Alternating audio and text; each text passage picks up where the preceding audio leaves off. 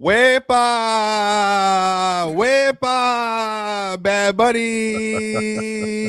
Yeah. I'm telling y'all, if you missed out, hey, if you turned into Turning Point USA, hey, you missed out. We had a lot of fun. Chill. I don't know about you, but Bad Bunny. Hey, Wepa. What up, Real Talk? How'd you like yesterday, Real Talk? I actually enjoyed the performance, and you're ruining it for me right now. That was a great performance, man. It was. Hey, shout out. It was a fantastic show. Shout out. Hey, make sure it's all in the shoulders. It's all in the shoulders, Real Talk. Remember, not a lot of hips and salsa. A lot of it is upper body movement. You got to do the extend. You know what I mean? It's right, left, right, left, right, left, right, left, right, left, right, left. That's how you do it. Real Talk. You look like you're trying to be a capper. That's what. When we link up this week, I'm taking you salsa dancing, bro. It is gonna be so much fun. Chill. Tell this man salsa is where it's at, bro. I had a good time. Swiper took me salsa dancing. I had a good time, yo. His lady is a professional, to be honest with you, and she's awesome. Absolutely. Hey, man, shout out, man. We was out here living, bro. Shout out to PC. Shout out to Seattle. My goodness, what a dominant performance for the Seattle Seahawks. This is how good Seattle played yesterday, chill. Seattle was so dominant. I got a text /call / another message from Ron. Hey, bro, you got to step in. You got to step in. I'm like, Ron, what's wrong? You good? And then I checked IG yesterday, Real Talk, and I seen Ron and Dave was outside. I said, oh, all right. I know what type of time we on. Hey, shout out to the Seattle Seahawks with a phenomenal game. They decimated the New England Patriots. Matter of fact, chill, that game was so bad, they had Mars out here tweeting about Will Campbell. Mars, was you on the timeline last night, Mars? He was on the timeline. Were you on the timeline last night, Mars? You are not a football guy, Mars. I know that for a fact. No basketball to watch. It was either that or go back to watch some old games. I did. I do both. So, So Mars, real quick, 30 seconds. Give me some of your insights. If you had to do a little breakdown of what you saw yesterday, what are some of your insights? Now you're asking for too much. No. Just give me quick notes. All I bring to the table is trolling when I can see people playing bad. That's all I can do. I don't know why they're doing bad. I don't know what coverage is happening. You have any idea what's going on? Someone you're meant to throw the ball to your teammates, and someone weren't doing that. That's all I know. So what did you think about Drake May yesterday, the quarterback? That was second in MVP voting. By the way. I thought he was terrible. I have a couple people in my replies telling me that it's everyone's fault but him. I don't know. I saw someone wide open on the left side and he threw it out. I don't know. I thought that's your job to make that throw. But also shout out to that guy who said that he's gonna be working at Amazon as well. Shout out to him. Will Campbell. Yeah, Will Campball. Yeah, shout out to him because. In Drake May's defense, one time, he was getting touched quite a lot. So I'm not going to put that all on him. So Mars, would you call him a playoff dropper? Is that what you would refer to him I'm not gonna act like I've seen one regular season game to know. But he was second. Yeah, you telling me he's second in MVP? I'm just gonna say the league was fried. Because if he the second best. Is there a example of that in soccer, Mars? Like especially maybe in Champions League where somebody is like elite during the regular season and just absolutely fell apart, a young player in particular?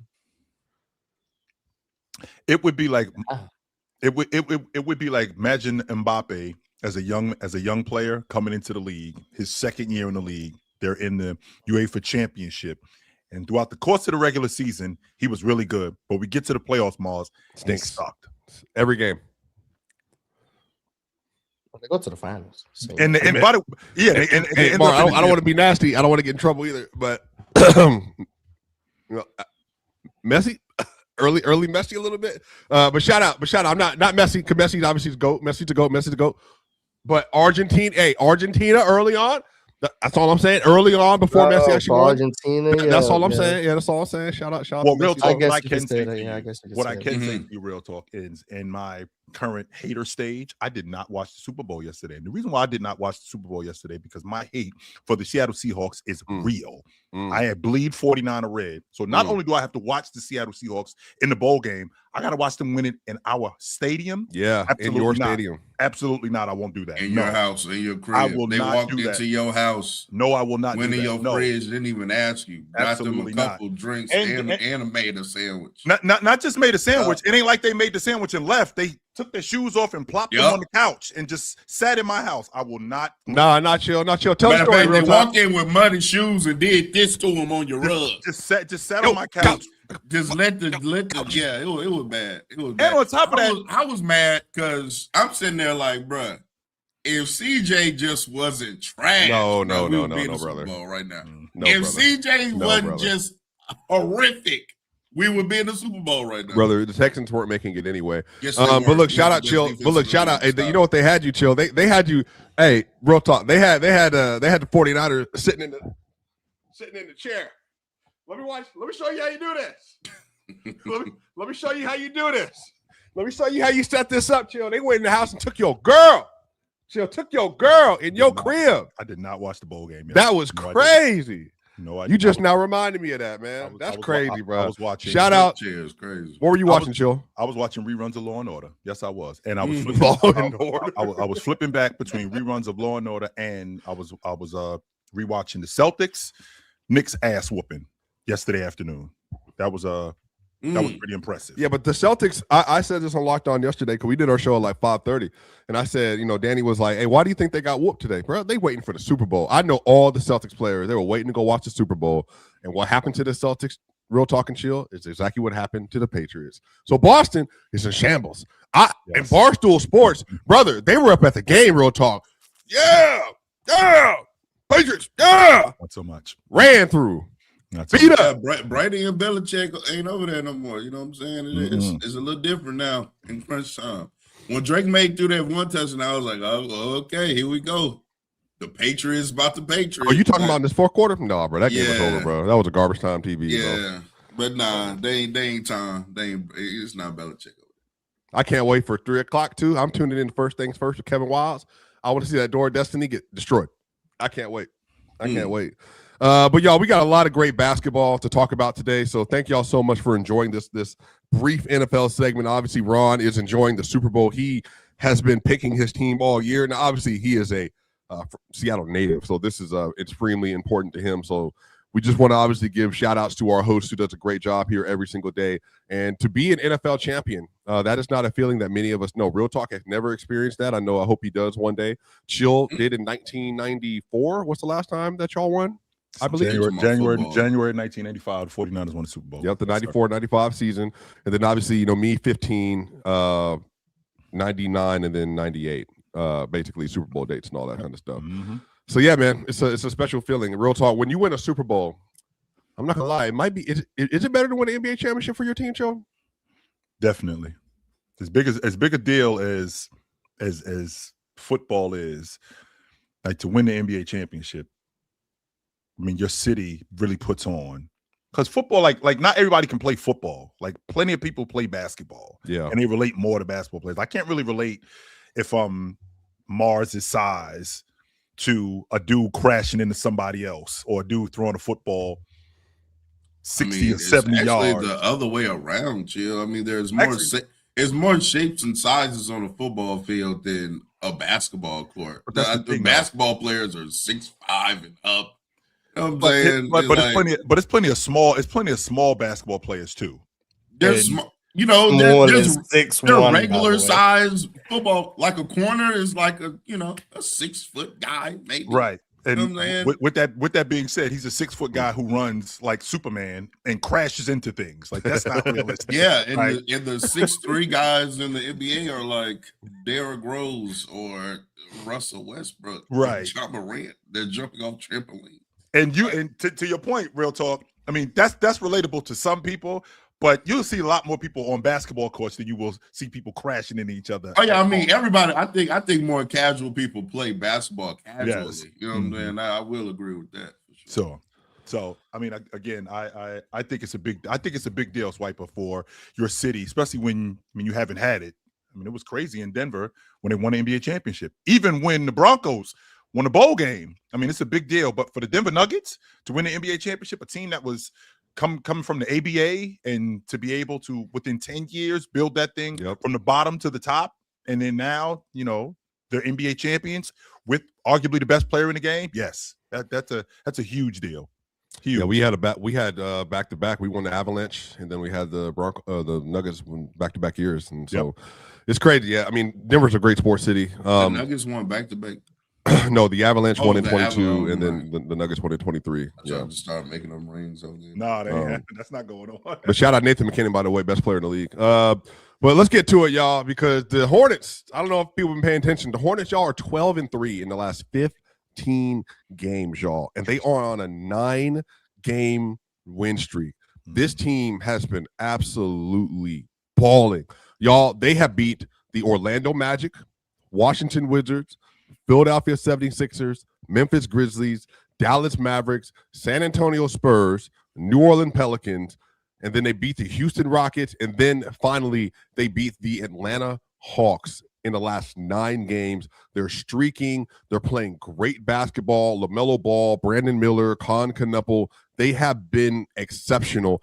Obviously, Mars' favorite, Diabate as well, has contributed very, very heavily to that. But, y'all, they have a really, really, really, really good team as of late. They're playing confidently. They're playing elite basketball. And just so people know, LaMelo Ball, Con Knuppel, Diabate, Bridges, and Miller have played 203 minutes together so far this year. They have a plus 27.1 net rating with a 141.8 offensive rating, and they have a 114.8 defensive rating when they've been on the floor. That has, for sure, been one of, if not the best. Rating? Very sustainable. Very sustainable. Yeah. Is that sustainable, Mars? Of course, 141. But 141. It's good for the agenda. No team is capable of having a 141. But when a team that you're trying to push the propaganda for has a 141, best believe you're going to use that on-off day. That's what you got to do. Yeah, absolutely. Yeah. I like Mars and I have had this conversation about defense, the difference between defensive rating and, you know, points per game. Yeah, a team can be blown out. That's contributing to the opponent's points per game, but I value that. Like, how many points are you holding teams to, and how well are you stopping teams from scoring? And the fact that Charlotte, I think over these, to your point, Swiper, over these last 8 games, I think 7 of these last 9 games, 7 of these last 9 games, I think they've held teams to under league average. 5 of these 9 games, they've held teams under 100 points. And I can appreciate the logic of, you know, look at who they're playing. Yeah, well, I mean, it's still an NBA, so it's not like they're playing against college teams or anything like that. No, they're playing against pros, and to be able to hold teams, especially in this day and age, under 100 points and do it consistently.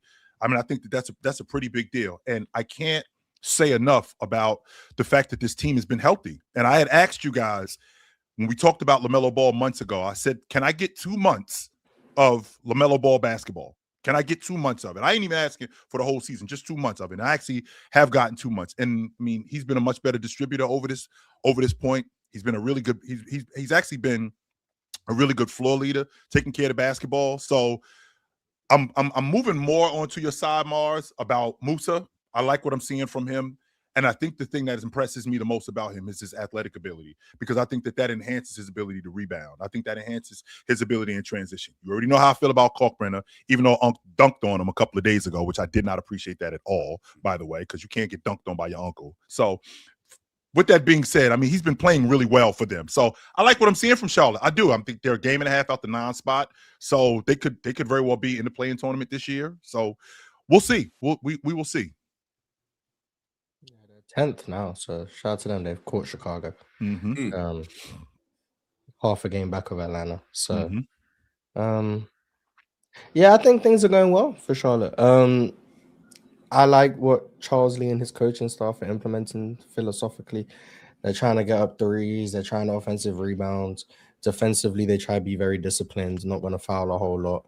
Going to get back in transition. Like, there's a lot of just implementing a culture that is based on discipline, and then on offense is based on pace, space, and then extra possessions. You can see what they're trying to do, and then having everyone healthy to implement it is obviously helping them. now when Kobe White is available, I think that adds another dynamic to their team. I think they're good. I don't obviously the goal is not championship or whatever the case may be, but they're a young team that's finally healthy, and you're seeing development. You're seeing a young coach grow with his young team.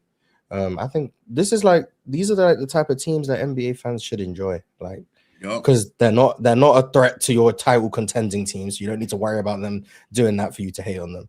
They're not tanking, so you don't need to hate on them because people hate tanking. Like, they're in that perfect spot where they're not a threat to the hierarchy, and they're not ruining the league by being unwatchably bad. Like, the Hornets should be a team that I think everyone should enjoy watching. Not to mention they have entertaining players as well, whether that be LaMelo, Knipple. Obviously, Coop's probably taken over the Rookie of the Year race at this point, but Con's been an amazing rookie all throughout. Brandon Miller's taken a leap. Obviously, you got Mago, Musa Diabate. Like, Charlotte's a really fun team to watch, and then they're not just fun and bad; they're fun and good, which I think is like perfect. Yeah, I've been a LaMelo Ball supporter up here. I've had to fight off a lot of LaMelo hate. What? From you non-ball knowers that be up here talking basketball on a daily basis. I don't know how you all have employment doing this, but shouts out to you all. But in all seriousness, LaMelo's been looking great. He's been point guarding, scaling back to scoring aggression, which I definitely appreciated. And getting all the guys involved. Knipple's been fantastic. Mars's guy at center, Big Moose. I saw whatever Damo did when he was up here. Shout out to Big Moose. Brandon Miller is one of the best young scoring wings in the league. Let me qualify that statement. And then Nipple is just already absolutely one of the sharpest shooters in the association right now. So they're getting to play together all at once. They have one of the best offenses in the league. Over the last 11-game stretch, they have a 119 offensive rating and a 106.7 defensive rating. So net rating through the roof during this winning streak. One of the best offenses and defenses, surprisingly enough, in the league. But the last thing I'll say is hopefully they don't add some kind of elderly superstar next year, and then our conversation 6 months from now is, oh my God, they got to trade Nipple. He's awful. Hopefully that doesn't happen to them like it's happened to another team. Salute. Which I thought was real interesting too, real talk, because I watched that Houston game. First of all, Mars, Nipple is significantly bigger than Shep. Like, I'm looking at him standing up next to Shep, but I'm like, it's not even close. There's nothing 6'2" or 6'3" about Nipple. He a bit of 6'6", 6'7". He's huge. Huge IRS agent, man. A lot of times when you hear people talk about height, like, though, this guy's 6'8". Well, he's closer to 6'6". This guy is closer. He's listed at 6'10". Well, yeah, he really like 6'8". No, either Shep is real small or Nipple is way bigger than I thought he was, because he's significantly bigger than Shep. Probably both, to be honest. Yeah. Shep is tiny, but Nipple's got great positional size. Yeah. He's probably around 6'6". Which would explain is better than Reed Shepherd too. Which would explain his ability to get shots off, because I don't think that I have given him enough credit for his ability to get up in the air when he's shooting his jump shot. Like, he's not one of those flat-footed jump shooters. Like, he gets up on his jump shot. He can dribble too. Yeah, he can put the ball on the floor. He gets up on his jump shot, which would explain why. Which would explain why he's able to get shots off. But his size definitely surprised me. I did not know he was that big. I didn't. He's great, man. Mm-hmm. I know he's not going to win Rookie of the Year, especially now that Coop's like scoring the ball at the clip he is. But he's been the most consistent rookie. I'll say that. Start to finish. From beginning to ends.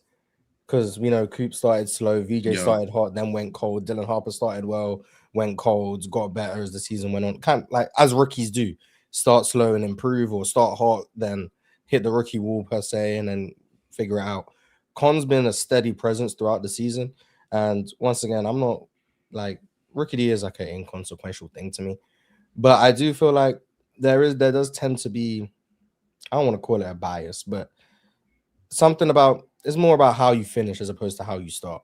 So like someone getting hot right towards the end, or like in January to close the season, that's probably more fresh in people's minds. Whereas like someone who's just been steady throughout, giving you whatever he's giving you, 19 or whatever, on elite efficiency the whole year, that's probably not going to help sway the tides as much as someone who starts slowly but then has makes history with like 4 straight 30-point games and whatever. But Con's been one of the better rookies I've seen in like the last 5 or whatever years. The question is can this be sustainable with what's going on in Charlotte?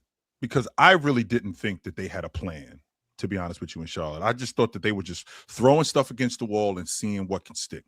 We now have some health, which is not the issue, right? LaMelo Ball is healthy. Bridges is healthy. Brandon Miller with this shoulder injury, it looks like it doesn't seem to be a problem. They're not playing fast, but they're playing with a pace that works for them. On the defensive end, I think that they're getting on the glass and holding teams to one shot. That really helps. The question that I have is can they sustain the health? Because that's been the biggest issue with them. It hasn't been in terms of their game, because we haven't really seen these guys together for an extended period of time.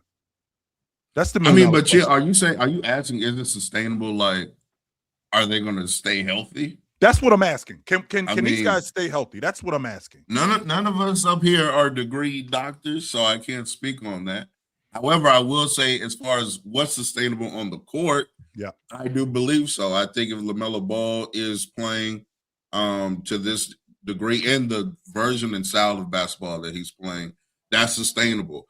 2 wings that can get after it offensively, and Brandon Miller has been a better defensive player, and I will say Con Knipple is a better defensive player than I thought he would be. Mm-hmm. So that's cool. So you have 2 wings that can guard a little bit, hit outside perimeter shots, get after it in transition with Brandon Miller. You also have a spacing 4 in Miles Bridges. Now, he's probably going to be the odd man out for this team, and then they try to trade either for some draft capital or something to that extent. Too, by the way. And then you have Musa, who is, great in pick and roll with LaMelo. He can hit the boards offensively and defensively. I don't see why they couldn't, if they're healthy, go out there and continue to be one of the best offenses in the league. Now, this 106 defensive rating to me is very, very, very surprising. I don't know if that has more to do with who they're playing in this schedule. I would have to go over the opponents again, but for them to be one of the best defenses over these past 10 games. So they ended up very impressive. So they ended up beating the Lakers. They held them to 117. They lost to the Warriors.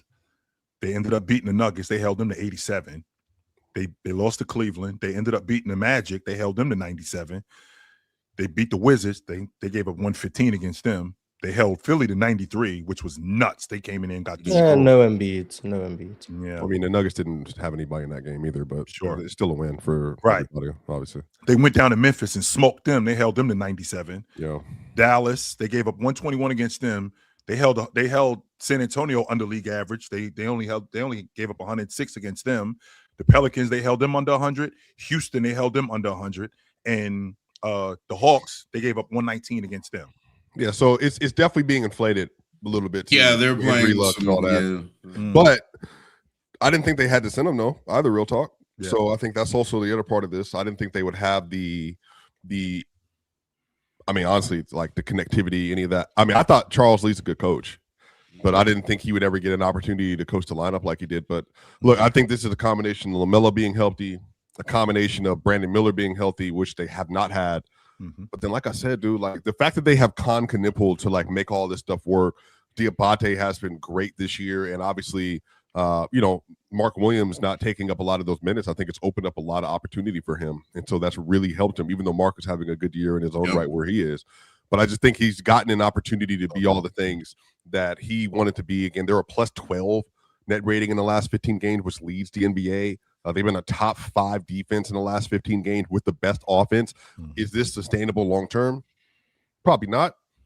But you know what? Who cares? Like, this is a young team finding an identity and really finding out who we are and just how good we can be when we put our minds together and we're healthy and we're buying into the system and buying into what each other does to the best of our ability. And if they win their next game, y'all, having a 10-game win streak in the NBA is impressive. Like, regardless, because I don't know about you, real talk. If you track your team, my team has never had a 10-game win streak. They had 9, but getting a 10-game win streak is huge, and being in a situation where you can say that, hey, we're in year 1 of Con Knuckle, we're really in year 2 of Brandon Miller, and y'all, they got to play versus Detroit. And I'm not gonna lie to y'all, they can absolutely beat Detroit at home because right now they're just playing more confident than anybody else in the league, and that's half of what it is. Half of winning games in the league is just confidence and effort. And on top of that, Swiper, like they're not winning games. Like there's good teams that they've smoked. Like they're not like beating teams in dogfights. There's good teams that they've destroyed, and I'm trying to make sense of it. And it's not like they walk into Charlotte like it's a Sunday afternoon in April, and we're just gonna walk through the park. And well, we know we can't do that anymore with this team because of the defense that they play, because of how they rebound, because of how good LaMelo Ball can be as a ball handler, right? We know that these games aren't gimme games for us anymore. But I say that to say a team like Detroit, who also has been rolling, I mean, I think that they understand exactly what it is they're up against this Charlotte team, knowing that we got Charlotte in their building. They have no problem blowing us out if Cade can't get to the rim, if Cade can't score at the rim, if Cade doesn't take care of the basketball, if the long ball line becomes further away from the basket and guys like Duncan Robinson can't make shots. I mean, that's going to be a problem for them. So this is not a gimme game for Detroit, and I think Detroit knows that. Yeah, if Detroit doesn't come into the building and play a good offensive game, you can lose to the Hornets. If you step on that court and you can't score points, which from time to time Detroit definitely struggles to, you're going to lose to the Hornets because even if you have a great defense, numbers say that they're still going to put up points. You know what I'm saying? Like. So if Detroit can't get to 110, you know what I'm saying? It's gonna be an interesting game, man. How you doing this morning, man? You've been on mute. I don't know if you only talk when we're talking about your boyfriend or whatever, your boy toy over there in LA. You know what I'm saying? I don't know if you only talk then. You know what I'm saying? Mm-hmm. Which we're gonna get to today, by the way. We're talking about the Hornets. I mean. I have to come out swinging early because he's won another battle, so I have to throw jabs early. You know? I missed some context. Yeah, you've been losing the. I've been losing the odds all year. Yeah, this shit is actually kind of crazy. That's between them. You know what I'm saying? That's looks like he's gonna play more than 45 games too. But I'm it does look like he's gonna play. I'm wait. We'll get to that game here in a little bit. Shout out to the Hornets, man. They're absolutely fine. They're cooking. They look phenomenal. Go ahead, Ox. They are pretty hot, but I think it was like 2 weeks ago or something. I think was it 2 or 3 weeks ago? It had to be because the Knicks are 9-1 in their last 10, and I remember we were talking about how terrible the Knicks were, and I think maybe real talk. I think we was both on the side of just telling everybody to relax. You know, so I mean that's another pretty hot team in the NBA as well, the New York Knicks. I know they got spanked by Detroit the other day, but besides that, the Knicks really been kicking some ass. They've been cooking lately. Yeah, we got. When we make a title about a team, they end up spiraling the other way. Whether that's positively when we talk about a team struggling, or negatively we talk about a team doing what. Charlotte might lose their next 6 games, and it'll be because of us. I'm gonna be honest, because that's just kind of what happens around here. So if they lose tonight, and then they end up going on like a 3-4 game losing streak, it's our fault. Yeah, on the other side, Joe, we're going to talk about our team in the Cleveland Cavaliers as they made a recently new acquisition. And that acquisition on Friday night. Relax on the our team thing. No, it's definitely out on that. You don't have to do because that anymore.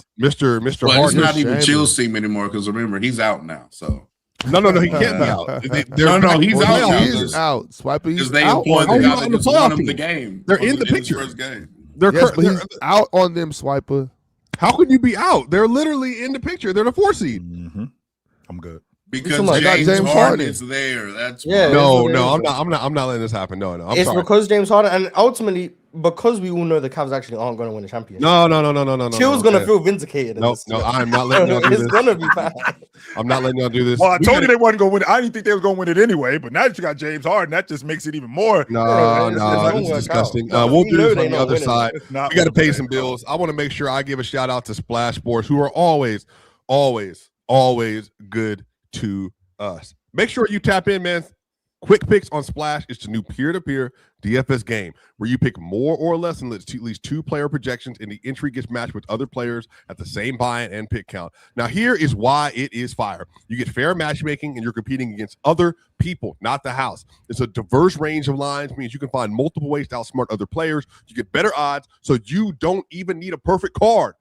All you got to do is have more correct picks than the group, and you win cash. If multiple players tie for the top spot, they split the prize. New users can use code PLAYER for a deposit match up to $50 and a 100% boost on your first entry. Hit the link in our bio and build your quick pick so we can see who really knows balls. And if you want in, link is in the description and pinned to the top of the chat, or scan the code on the screen. Reminder, you got to be 18 and older to play, 21 older to play in Massachusetts, Iowa, Arizona, Louisiana, 19 older to play in Alabama, Virginia. Terms apply. Paid partnership. Come run it with Player Choice on Splash Sports and turn those picks into real cash prizes. And I know, Ox, you got some good work for us today, brother. Mm-hmm. Yeah, well, you know, we're gonna do it as a team. Let's do it as a squad. Everybody chip in a little bit. So, by the way, I want everybody to know that this was the last weekend of NFL Quick Picks and chill. As you know, I don't go out on L's. I go out on W's. We got Sam Darnold, more 29.5. It was good. We got Kenneth Walker II, Super Bowl MVP, 71.5 rush yards. Good. More. And then we got number 2, Drake May, less than 7.5 rushing attempts. Less. Got it. We went 3 for 3 on NFL Sunday Quick Picks in the last one of the year. And y'all, we made more money than you can imagine on the NFL Quick Picks. So you already know on the NBA side chat, make sure you tap in with us, because now we don't have the fraudster here today to sell us on any of our picks. Ron is not here, so chill, real talk, Mars, Ox, and myself, we're going to make sure you win your money. We're not saying put up rent money. Hey, but you know, you got a little spare cash. I was able Yeah, to. but 3 for 3 though. Man, what type of volume is that? I gotta win.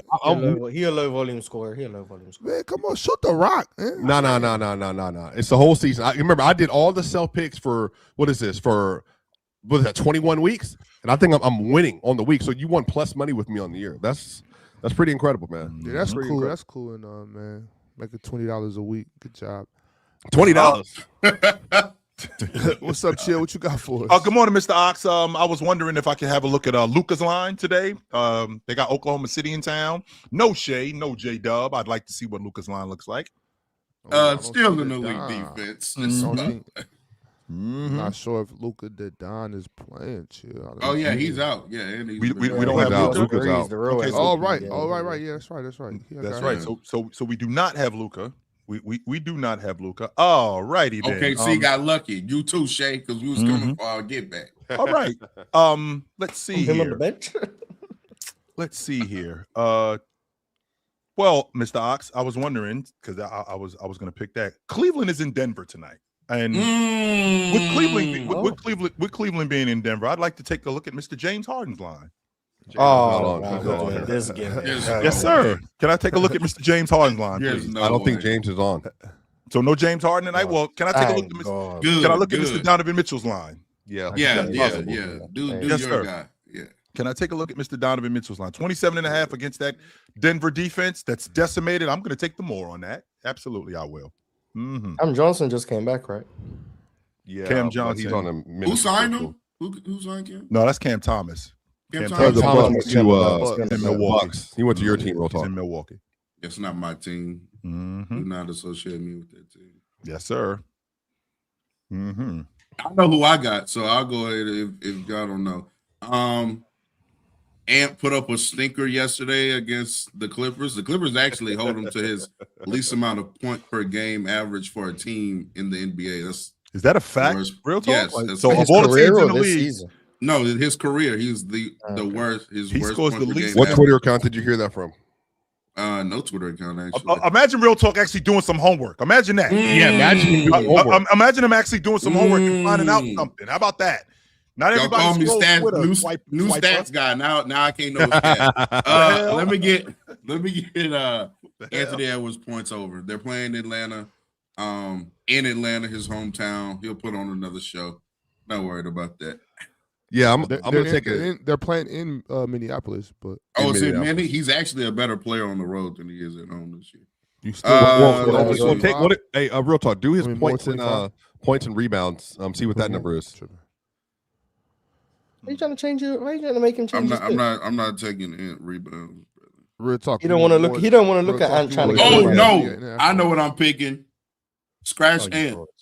Two sorry ass teams finna play each other. Kings at Pelicans. Give me Trey Murphy points. Trey Murphy points is good money. Yep. I'm gonna be honest. If you really rocking with the Kings, all you gotta do is just take the less on their old players because they get benched anyway.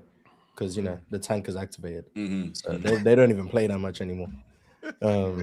Is it activated, Mars, in Sacramento? Yeah. That thing is humming. I seen Grant Williams 5.5 points. If you scroll up, box. That's what I'm gonna take. Okay. So Ox, go ahead and give me Tim Hardaway Jr. points and rebounds is at 15.5, and he is currently leading all Western Conference bench players in threes, and he has been on just a little bit of a heater in the last few games. So I'm definitely going with that. Swiper, you would know that, wouldn't you? What, on the points? I cover the team every day. So I better know it. Swiper would know that. Okay.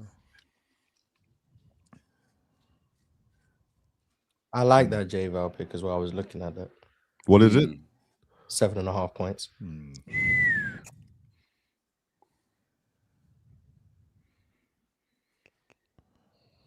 No Well, boost.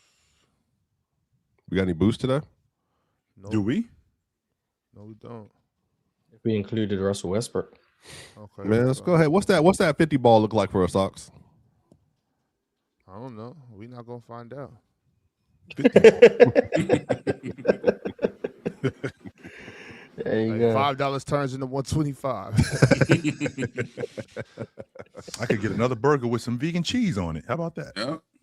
Hey man, shout out to Splash, man. Y'all know what time it is. The best possible DFS game that you can tap into. Y'all know what time it is. We got to make sure we let the people know that we really care about them, because obviously we do. I want to make sure I get to our crunch time chats here. I'm going to tap into this a little bit. We got a lot. We got 24 already to start the show, so you already know this is about to be a crazy episode today. We got one. Got a $10 super chat here. Tupac Westside 474. Also, y'all think AD should look into DDP yoga? I think it could help with his durability.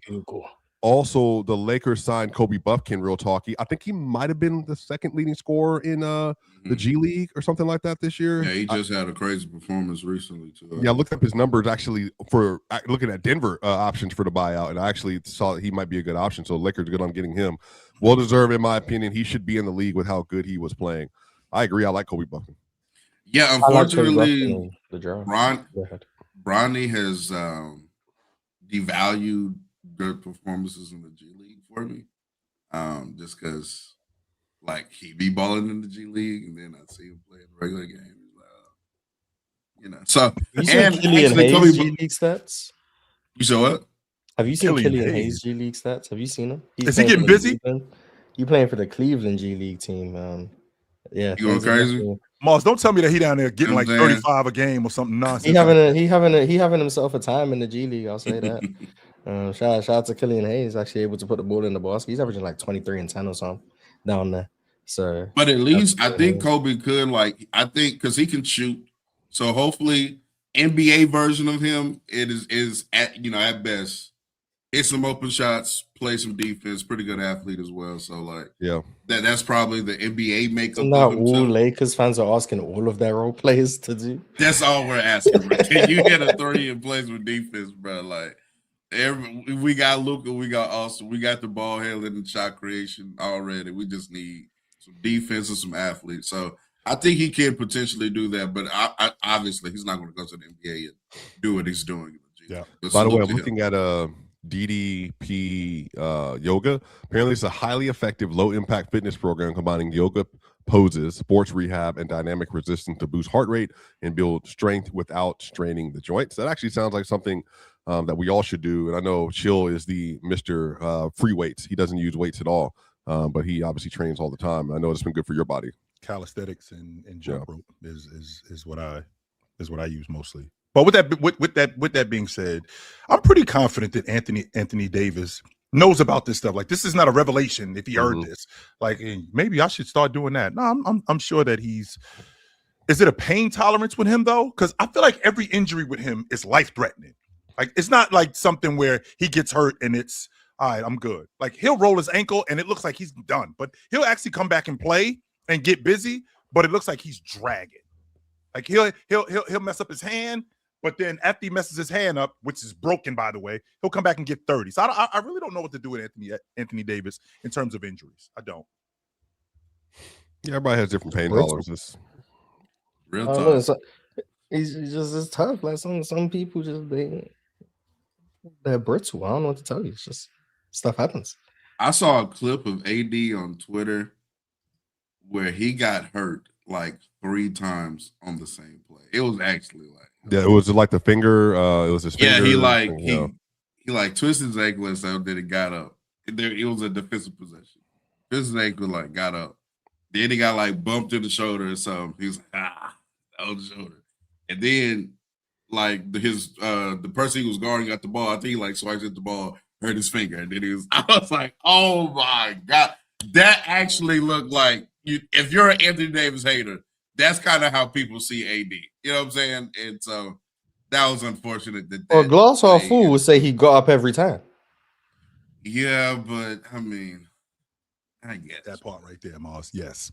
He getting up, like he trying to play, but I think he's trying to play. Now, obviously in Washington, not so much. But like before, I think he was trying to play. Right. So yeah, he probably feels stuff and gets bumped and bruised and then hurt his hand. I remember he hurt his hand, what was it, against the Jazz, Larry Markkinen? Yeah. And then people were calling him soft, and it turns out he had like ligament damage, I guess. So it's just he's just more susceptible to things messing up, I guess. I don't know why that is, but it just seems to be injury prone. I mean, just kind of. It's not about the fact that you got hurt. Like, yeah, it's okay to get hurt. It's the dramatics. It's the like, bro, calm down. Yeah, if it hurts, it hurts. What you want him to do? Man, I get some nuts. Damn. If it hurts, all on the ground, rolling over and shit. I get it. Yeah, I do. I understand it. Yeah, we got want to get to another super chat here. By the way, also side note. By the way, shout out to Mike McDonald and Maria Taylor.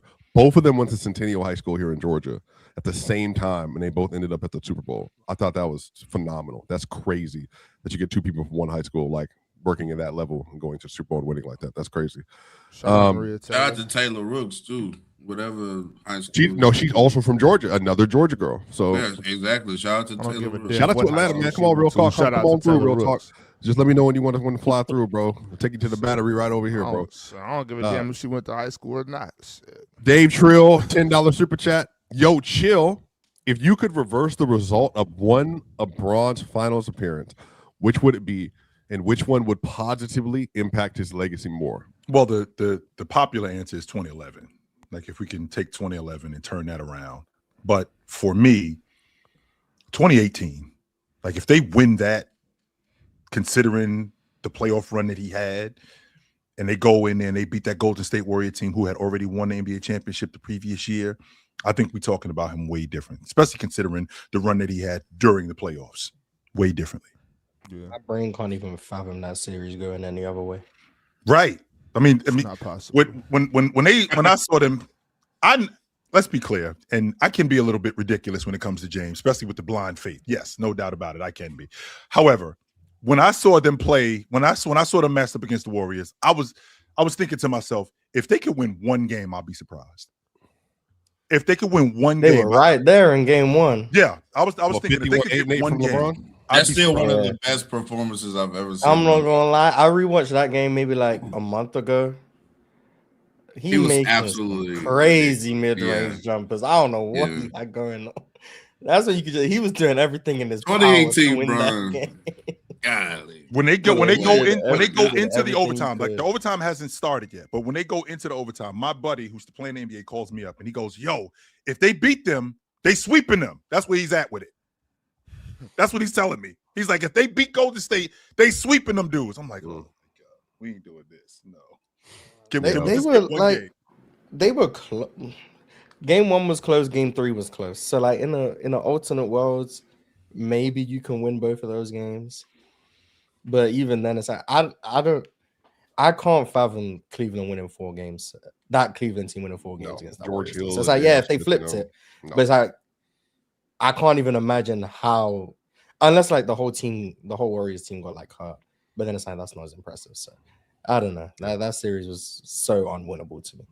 I think for his his narrative and legacy, I think really getting that first one would have been huge. If he had won in 07, at 23, I think because when you like go ahead and win 22. the first one, kind of excuses some other things. So then, like if he, if 2011 happens, he'll be like, yeah, X on the resume, but they can't sit there and be like, oh, see, he doesn't know how to win, and he doesn't know because he already won one, and then he wins back to back in 12, 13. I think if he wins the first one, that it would have carried some weight for some of the failures. If he wins in 07, maybe he never goes back. Maybe he never goes to Miami. I was Nah. He's not going to keep staying there with Drew Gooden. I don't think he would have left. They've already won a chip. He knows he hasn't left. He would have left. But to your point, to counter your point, real talk, when we win it, okay, now the expectation becomes even higher because we win the NBA championship in 79-80 with Magic. But then we see 84, which is tragic Magic. And he's got to recover from that. So 1980 does not excuse 1984. So if he has a bad performance in the NBA championship, like 2011, you see how even if he did, with Magic legacy, we don't talk about 84 though. Oh, I talk about it. I make sure that it's brought up.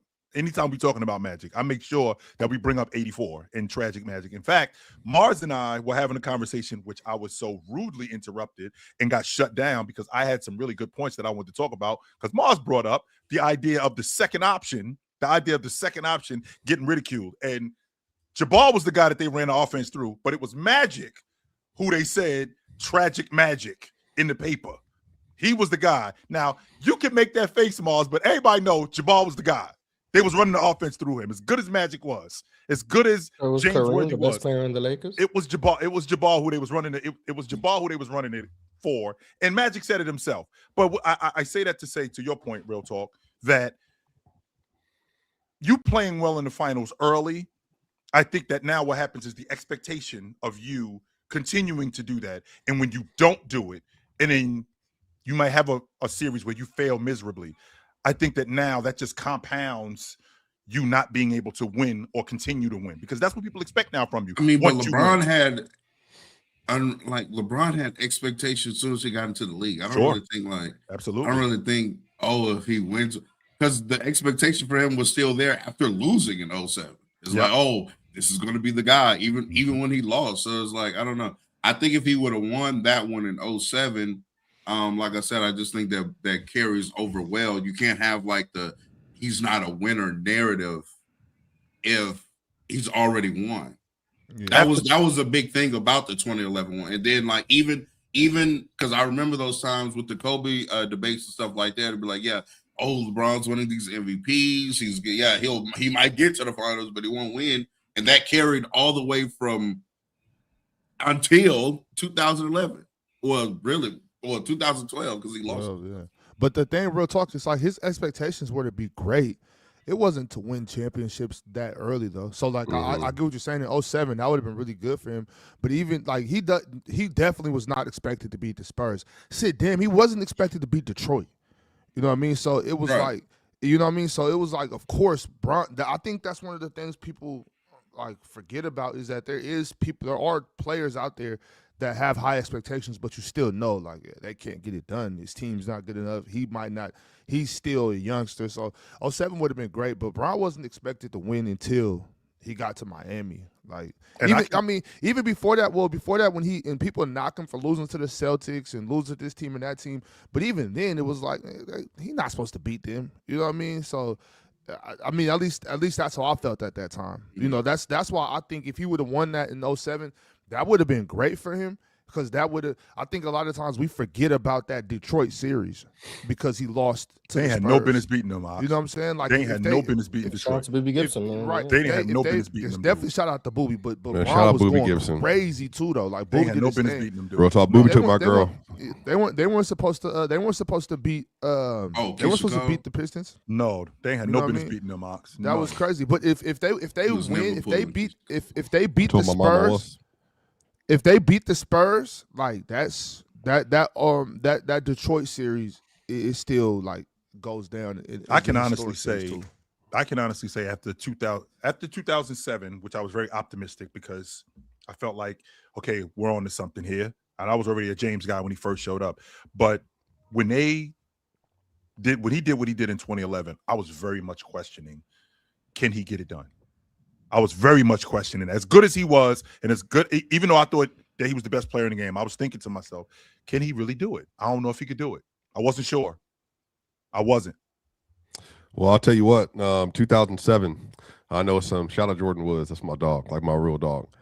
I know some Detroit people, Ox, who were Detroit Pistons fans who left Detroit fandom to join LeBron after he did what he did to them. That's pitiful. That's crazy, ain't it? They had just went to pitiful. 5 straight Eastern Conference Finals chills, and LeBron goes in there, goes 25, 26, and you're like, I'm done. I'm done with Detroit. Including the overtime, 29 straight points. You're not a real. They were never real Detroit fans. Because I can promise you, Ox, nobody in Boston jumped over to the Bulls after Jordan went in there and put 63 on them. Nobody in Boston. Well, they lost that True. series. Yeah, at least the Bulls lost that time. Yeah. They lost the game and the series.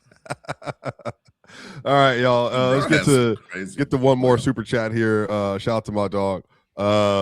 Tupac Westside. Thank you for another super chat. $5 super chat. You got to know Brady happy as hell deep down. W host swiper. No, he's not. I think Brady wants them to win. Yes, he does.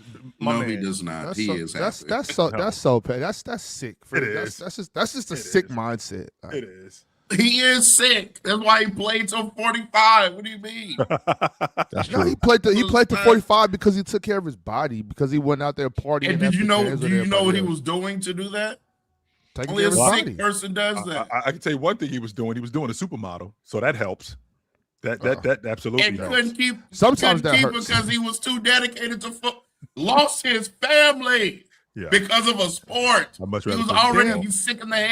Damn that, bro. He wanted to go down as a great, and some people just can't be around people that want greatness. She's better in her sport than Brady is. It is. That's not controversial at all. Sure. No, she is. No, like legitimately, All right, she Giselle makes is more not money. a better I don't wanna supermodel get than into Giselle Brady is shit right now, Giselle bro. was considered. You don't Giselle do made this more shit, money than Brady throughout his career, and man. also But that's was the best. And she was the you best. judge. That's how you judge. No, things. I'm You going judge- through the points, you and judge- she was you also judge- the very best. She was Jordan You in her judge career. you judge things based on views. No, I'm and- saying and how she was much money they Jordan. bring, nigga. Again, Stop somebody this said it, weird small shit. boxes. She was Jordan of the modeling industry. So she put her career on hold Did you for call Brady. modeling a sport? Yeah, Yes, modeling is it's an Yes. athletic. It is an athletic I mean, event. it's- They have yeah, to. It is an it's- athletic Hey event. Mars, that catwalk is real. That catwalk is work. It's Yeah. not just that. It's fitness. It's nutrition. It's all that Catwalk kind is of work, stuff. brother. Mars, Yeah, We're judge. calling It we're can calling be all of modeling a that. Yes, sport. It can Mars. be all that, and it's still not a Mars, when you sport. get to LA, we're gonna go watch some sports, and we're gonna go watch some of these modeling runs. That's what we're gonna do. No, and you can we're tell me not. if those are athletes or not. They're 5 foot. Chill. They're 5'11", 135 pounds, pure athlete. Wearing 6-inch stiletto heels. Yeah, well, how do you think they can be that skinny, Swiper? Working out. What you talking about? I didn't say skinny. They're fit. They're fit now. That X-Lax. Not everybody is bulimic. That X-Lax- Another myth. Hey, Another we're myth. calling Not everybody's modeling. bulimic. Y'all know no Get models? outta here, nigga. I forgot. That's not- I don't know no models. I forgot. You ain't no Bad Bunny fan. See, the Bad Bunny people like me, we know where they at. They be where we be. Shout out. I'm gonna move on. Yeah, they be with you, be shaking hips, nigga. They be shaking hips. We gotta with you. sure do. Quick side note. Outta Quick here. side note, Ox. And bro, I mean, and see, you're talking about IG models, real models. Real No, I'm models not. and IG models are not the I same. brought up Giselle. What are you talking about? Real models be. Chill. What were you gonna say? They can't. They don't got the energy to be shaking hips with you, Swiper. I know one. Yeah. thing. See, look at this. Unless they feel There's an argument to be made if y'all listen to me, but I gotta listen to anti-education ox try to tell me about something he don't know any ball about. No, I do know. Go ahead, Chill. This is no. Hold on. That's the difference, right? But that's the difference. I do know who Giselle is, but I'm not gonna get into that false equivalency thing that you be doing. Like there is no comparison. Not even a comparison. Not even comparison. It's just not an international superstar. Yes, internationally. One is an internet. Yeah, she's a model. I understand that. Yeah, she was Jordan. All right, bro. Let's keep going, bro. Go ahead, Chill. What were you gonna say? Well, what I was gonna say, because you had brought up Bad Bunny. Just so you guys know, I understand why they asked him to come to the Super Bowl. That's a showman. He is a showman, and he puts on a show. That's what it is. You dudes are not sitting here watching the Super Bowl halftime show and listening to the lyrics. You want to see a show. That's what you want to see. And Bad Bunny puts on a show. I saw some baddies out. Real talk. They're everywhere. Saw some baddies everywhere. Hey man, yeah, I enjoyed the show. I think the camera work in the cinematography was great. Absolutely absurd for a live performance. I'm not gonna lie. I didn't have any expectations for it because I didn't even realize, like, I don't listen to Bad Bunny.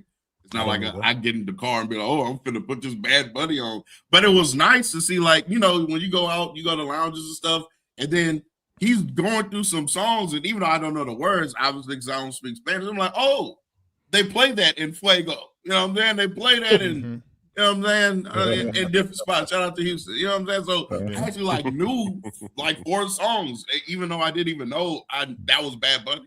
You know what I'm saying? So there's a lot of history lessons, by the way, in the show, if people aren't aware of, but, you know, I'm going to do that now with the sugar canes and everything else and the electric poles and all that stuff. The 64 number he wore, a lot of, like, historical things in that. But, you know, that's for another super chat. Somebody drop one. But, y'all, I'm not going to lie, y'all. There's another super chat that actually is a good lead-in, especially for what we want to talk about here in a second. But we got a $2 super chat from Philip Redford, 4552. And ain't top 5, far too inconsistent. And Chill, that is actually a great lead-in to our next subject of conversation, in which we get to the Minnesota Timberwolves versus Ox's Kawhi Clippers. And in one of the best games of the year for an individual player, and probably, given the context, Kawhi Leonard's best game that he's played this season, the Minnesota Timberwolves and Clippers played, and Kawhi. You said what? You didn't see the Pistons game he had earlier this year? No, I'm saying one of the yeah. I mean, it's still like it's one of them. So one of the best. One of the best. One of the best. That Pistons. There's a couple more in there as well. But y'all, in this game, Kawhi Leonard dropped 41 points. 41 points. He looked exceptional. The shot making was phenomenal. He did everything and anything that he wanted. For some reason, the Minnesota, they just decided that they weren't going to double and bracket Kawhi. And when they did try to do it, they didn't do it well. And he was breaking double teams. He was getting downhill. He was finding ways to get to the pass to the middle of the floor. I mean, it was just truly, truly, truly great play from Kawhi Leonard. And the Clippers, they ended up routing, like absolutely routing the Minnesota Timberwolves. And Anthony Edwards also struggled in that game, as this Real Talk brought up a little bit earlier, had 23 points. And then we'll get to this in a little bit, but also Julius Randle and the rest of the roster, they just weren't very good. The Minnesota Timberwolves get beat 115-96, and it was really, really a special game for the Clippers. And they're still doing this, mind you, without having like Darius Garland in them in the roster. So nonetheless, they're getting it done. They're winning games. They had a phenomenal game.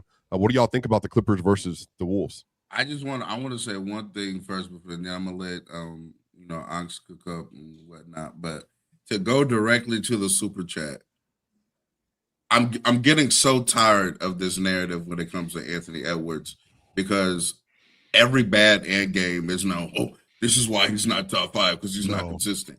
I want y'all to know that prior to that game, he's coming off 6 straight 30-point performances. How many? One more time. They didn't hear you in the back. Real talk. How many?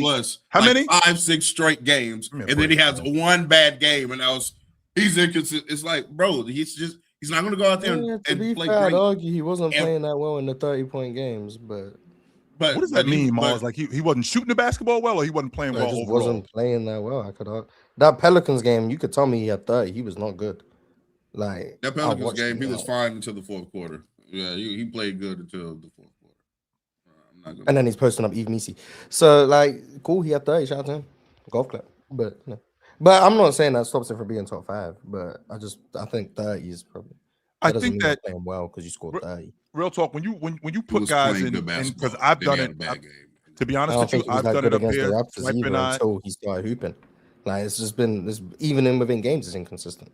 It's a good fourth quarter or a bad fourth quarter. Like he turns it up and he ends up with 30 because he played well. So I guess now he's supposed to Or he score. start. No, what I'm a saying quarter is, I'm saying equally it's more to than be just scoring consistent 30 in the game. now. But I'm saying if there's inconsistent guess. stretches within games, you start games well and then close them badly, or you start games poorly and then close them well. That's inconsistency within the game. No, fact. So just saying the guy he has to score 8 to points a just quarter. I know. well, no, I'm not saying that. I'm saying That's he's playing bad. He's playing basically what badly I'm saying. during That's the how game. He's playing basketball well works. during You'll the game. have good quarters, bad quarters. Yeah, but or that would quarters. be inconsistent. That's How the inconsistent. game works. That's But inconsistent. If it's you're not playing poorly and then you inconsistency, play it's well, basketball. if you basketball is an inconsistent sport. If you play poorly and then you play so well, everybody's inconsistent then. cool. I'm not saying they're not. What? What are we talking If you're about? playing This is such poorly a and then you play redundant well, argument. just because you end up with 30, that doesn't mean that you played well overall. Cool. Like that's all I was saying. With that being said, though, real talk. That's basketball. Oh, okay. With that being said, though, real talk, when we're talking about a guy being a top 5 player, like this is the kind of stuff that you're gonna have to deal with because they expect him to play like a top 5 player all the time, right? So when I'm not as good at whether I'm shooting the basketball, whether I'm not as good as a defender on this night, like that's going to be highlighted because he's already been put in the talks of being a top 5 player. I had to deal with that on the regular when I'm defending Jason Tatum up here on the regular. So Jason Tatum has a bad shooting night. Chill, he sucks. Jason Tatum wasn't good on the glass. Chill, he sucks. Meanwhile, he's leading them in rebounding. Or meanwhile, he's leading them in assists. But because he wasn't good this night, or because he didn't take care of the basketball at the end of the game on this night, he's not that good. I mean, it kind of goes hand in hand when you're putting guys in conversations of being a top 5 player in the league. I mean, I get it. The expectations are high for him. But I don't believe in this logic that Ant is some like inconsistent player this year. He's had some of those tendencies in the past, but this particular season, I don't. He's been one of the best clutch players Anthony in the game. Edwards, and he's not like some inconsistent player. That's not true. In terms of closing games, he's been one of the best clutch players, if not the best clutch player in the game this season. In terms of closing games. Now the 3-ball, we already know that the 3-ball, there's variance. One night I might have it going. I might have it going for a stretch of games, and then there's times that I don't have it going. Well, that doesn't necessarily mean that I'm not good. I just don't have it going right now. Don't worry, I'm going to get it going. That's what great players do. But Swiper, to your point about Minnesota, I think the Clippers did a great job yesterday in blowing up Minnesota's offense. I think Minnesota's offense was very predictable early, and I think that they didn't make any adjustments to it. I think that guys like Dunn, and in addition to Dunn, I think guys like Kobe Brown, who Ox was very critical of earlier in the season, I think they did a great job in navigating screens and blowing up the action. Their offense started where I got Rudy Gobert coming up to the top after chasing Ant to the way that the offense worked, real talk, was Ant swings the ball. I'm sorry, not Ant. Julius Randle swings the ball. Ant comes behind Julius Randle to come get the ball, and then Rudy comes behind him to set a ball screen, and all this action is happening at once.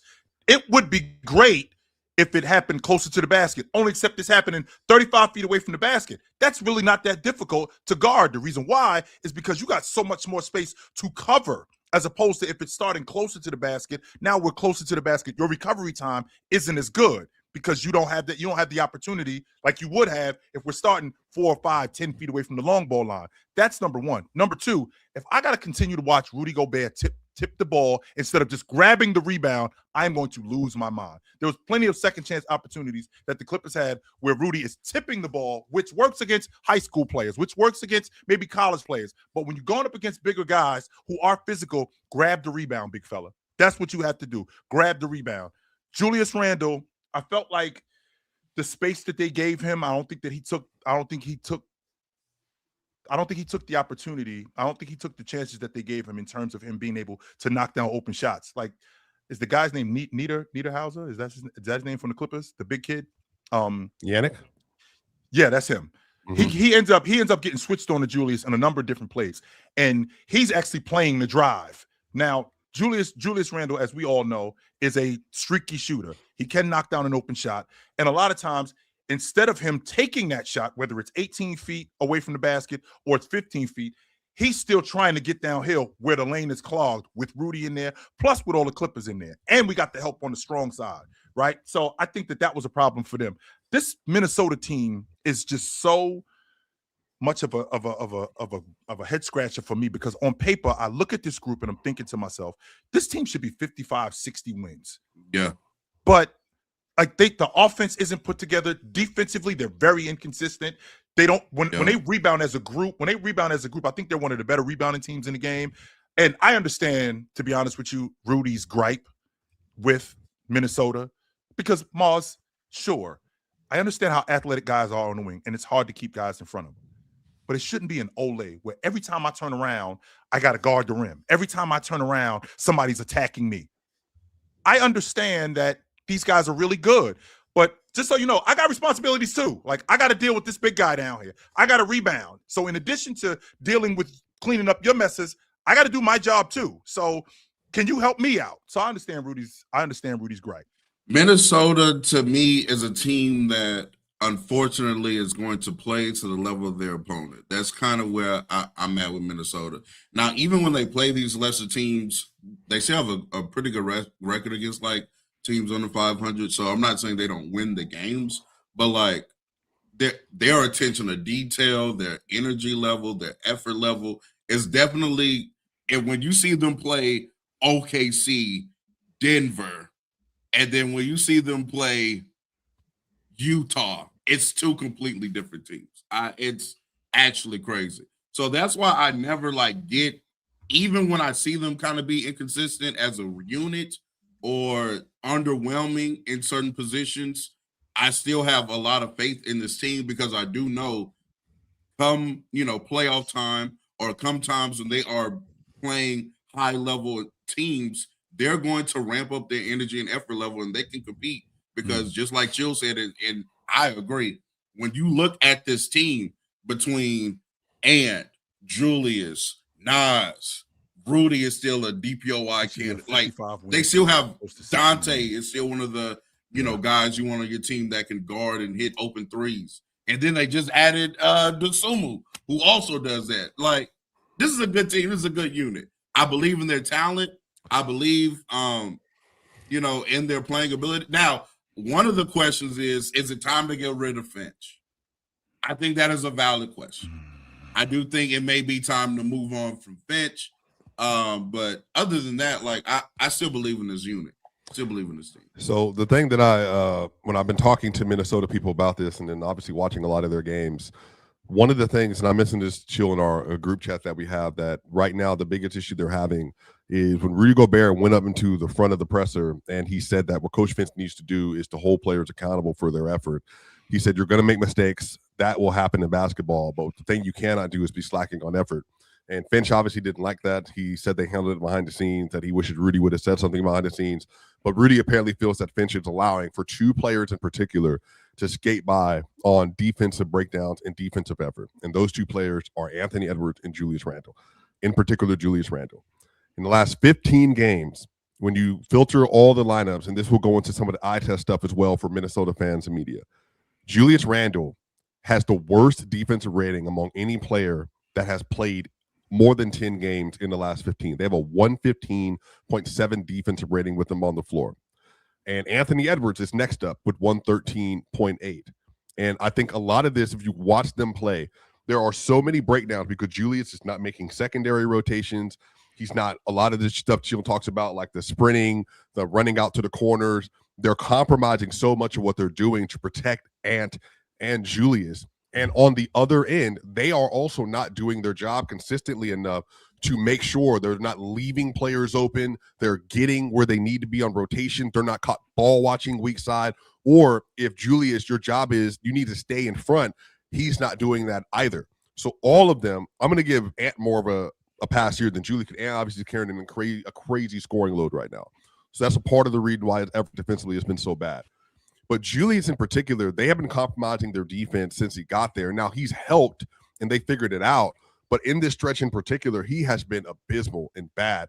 This team, it's a 500 team basically in the last 15 games. And they have I can't remember what the record in the last 20. I want to say Chill is something like, let me get the exact number for you. Because if you look at what they're supposed to be at this point, because they weren't winning, and then they were winning again, and then they stopped winning, and then now all of a sudden they're kind of stuck in the mud again, a lot of it because of their defensive intensity.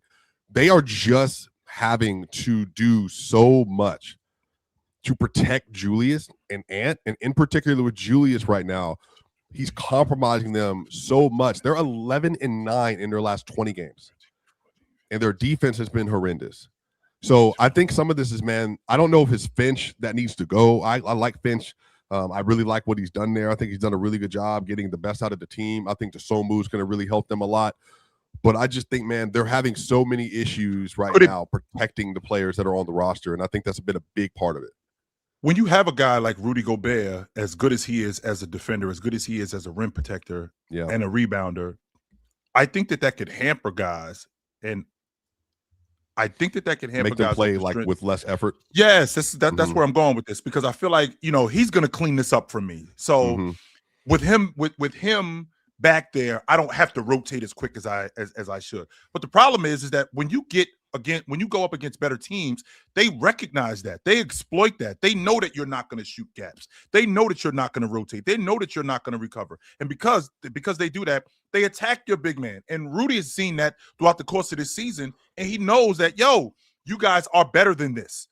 It's more of to your point, to counter your point, Swiper, the thing that you're talking about in terms of effort. I mean, we had the same issue when he was playing in New York, when he was playing with Tibbs. We had the same issue. So it's not just him not just knowing how to play defense. That's bad enough.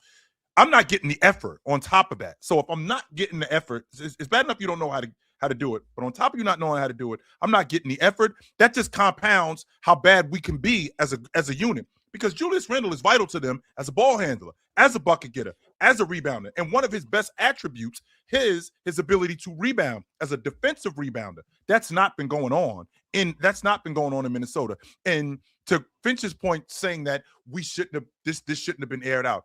I don't think this is something that Rudy just came up with. I think that this is something. I'm sure this has been an issue for a while. Yeah, I think and he's probably said something to them about this when the cameras are off. And the fact that nobody, Chris Finch in particular, has said anything about this, I think it was him who decided that, well, I'm now going to say something about this. But this is the same Minnesota team, right, by the way, real talk, that is as bad as they've been playing. They're in the Western Conference Championship again. Watch. Yeah, I mean, they're good. But I think the issue is they some of this they might beat you. They just need the All-Star break. I think teams are gassed right now, and they just need a break, a week away from ball, and the team as a whole just needs a place to they can just go recharge and get ready for the last third of the season. So there's definitely a part of it that is that, but I do think, again, there's only so much you can do when you have players that are bailing out on possessions. And again, you know how I feel about Ant. I think Ant is incredible. I think Ant is very worthy of a top 5, top 6 discussion. He is also, him and Julius are the two biggest liabilities they have defensively right now over this stretch, over the last 20 games especially. And to your point, maybe it is that Rudy is here and we don't have to play as hard. And to the point, Chill, you're talking about, when Julius and Rudy are on the floor without Ant, plus 12. When Rudy's on the floor with no Julius Randle and it's just him and Anthony, they're okay, they're decent, they're still winning their minutes. But when Julius Randle's on the floor without Rudy, losing those minutes. When Randle and Ant are on the floor without Rudy, they're losing those minutes. When Rudy's on the floor by himself without either one of those players, they're winning their minutes. So some of this is Rudy is the second most important player on the team. I've been trying to communicate this to people for a while. They don't have an identity without Rudy. They don't have their physicality without Rudy. Jaden even eats a lot off of what Rudy is doing because he's that important to the central focus of how they filter their defensive system. I could get a better effort from DiVincenzo too. I can definitely get a better effort from him. I already know who Bones is. Bones is a bucket. Yeah, Bones getter. Can't defend either. Yeah, I already know who Bones is. Bones is a bucket. Bones is a bucket getter, and I don't think that goes without saying. But Ox, as a big guy, after a while you get sick of it. Is anybody going to help me rebound? Is anybody going to stop somebody from getting in the paint? Is anybody going to are you guys just going to just let these guys keep coming in here? Yes, I can appreciate you loving to block shots, loving to rebound. But after a while, I do have to do my job. And these guys haven't been doing their job. And I think Rudy's sick of it. It shouldn't take 50 games for you to trip out. Rudy should have said something a long time ago. Rudy has to address that because it's ridiculous. If we talked about this before, Chill. Sometimes you get a shot blocker down there, and guards think, oh, okay, well, Rudy got it. You know what I mean? And that's terrible. That's terrible defense from your perimeter. Your perimeter has to continue to move their feet and try to keep their guy in front of them. And everybody got to help rebound if that's the game plan. You know what I'm saying? Sometimes coaches have different game plans where everybody's not going to rebound. But, I don't know. If Rudy's frustrated, he should speak to his teammates. And they got to figure it out because I think this team is pretty talented. I think they got a pretty good team around them. So the inconsistencies are crazy. The inconsistencies in that team, just like y'all said earlier, playing down to your competition, that's bad. That's not the mark of a championship caliber basketball team. If you play down to your competition, you got to go beat up on everybody. But I mean, I guess it's just frustrating playing against Kawhi. You know what I'm saying? When he feeling like that, it's rough. They don't got nobody over there that can guard Kawhi, so it's just like. Well, they do. I will say the idea that you're they don't. Who they got that can guard Kawhi? Kawhi. That's a little ass boy. But why do people keep playing this now? To Ox's point, bro, Kawhi this year. New segment. He's averaging 28 points per game, which is the most in his career. 6.3 rebounds, 3.7 assists, 2.1 steals. Ox. He's shooting 49.5% from the field, 38.9 from 3 and 7 attempts a game, 91% from the free throw line. And he has been a killer pull-up shooter, killer isolation, been a good post scorer. Ox, if this was ever a year for agendas for Kawhi Leonard, this would be the season. He has been exceptional this year. Maybe his best year since he was at his peak when he was playing with the Spurs, obviously that 16-17 run that he was having. He's been phenomenal, Ox. I want to ask if this is the best year of his career. No, it's not. What year would you consider? Because, it's only because that year we were talking about last week with, the 16-17 year and all that. Like, that's a different beast. But he's playing phenomenal. I got 20. I got 21. I got 21 over this. Yeah, 21 was I mean, good Kawhi has always been a pretty, season. not always, but after. Yeah, man, yeah. I mean, that's my opinion. I don't know. It's Kawhi Leonard, and he's a baller. So anytime he's healthy, he's killing shit. But, he was really good yesterday. It speaks for itself. I don't understand what you mean by agendas. Like, you don't got to push agendas. Just watch basketball. You think Kawhi's better than certain players in the league that, Yeah, but that doesn't matter. That's just a little talk. That's just talking a little shit. Just watch. A little agenda. It's not bad to have an agenda. Everybody has an agenda. Yeah, I mean, that's cool. I just, what I'm saying. Kawhi's a baller. True, though. Simple, you know what I'm saying? It's just really simple as that. Man, Kawhi is just nasty. Just watch the games. Yeah, he's been fantastic. Absolutely. 41 points is crazy, especially on the kind of shot diet he has. I do want to say I've been quite negative about the young man. So let me give him some compliments. I think I tweeted out yesterday, I think Kawhi Leonard has been a top 7 to 8 player this year. You could argue top 5. I'm not mad at it. He's having a phenomenal season this year. He's playing the games, which is all that we really wanted to do, at least me and Chill. That's really Chill. That's all we've wanted. For him to be available. We never talked about this. This ain't what you wanted. We never talked about him. Ain't no hell no. We never ain't what you want. This never. Kawhi top 10 talks when healthy are done.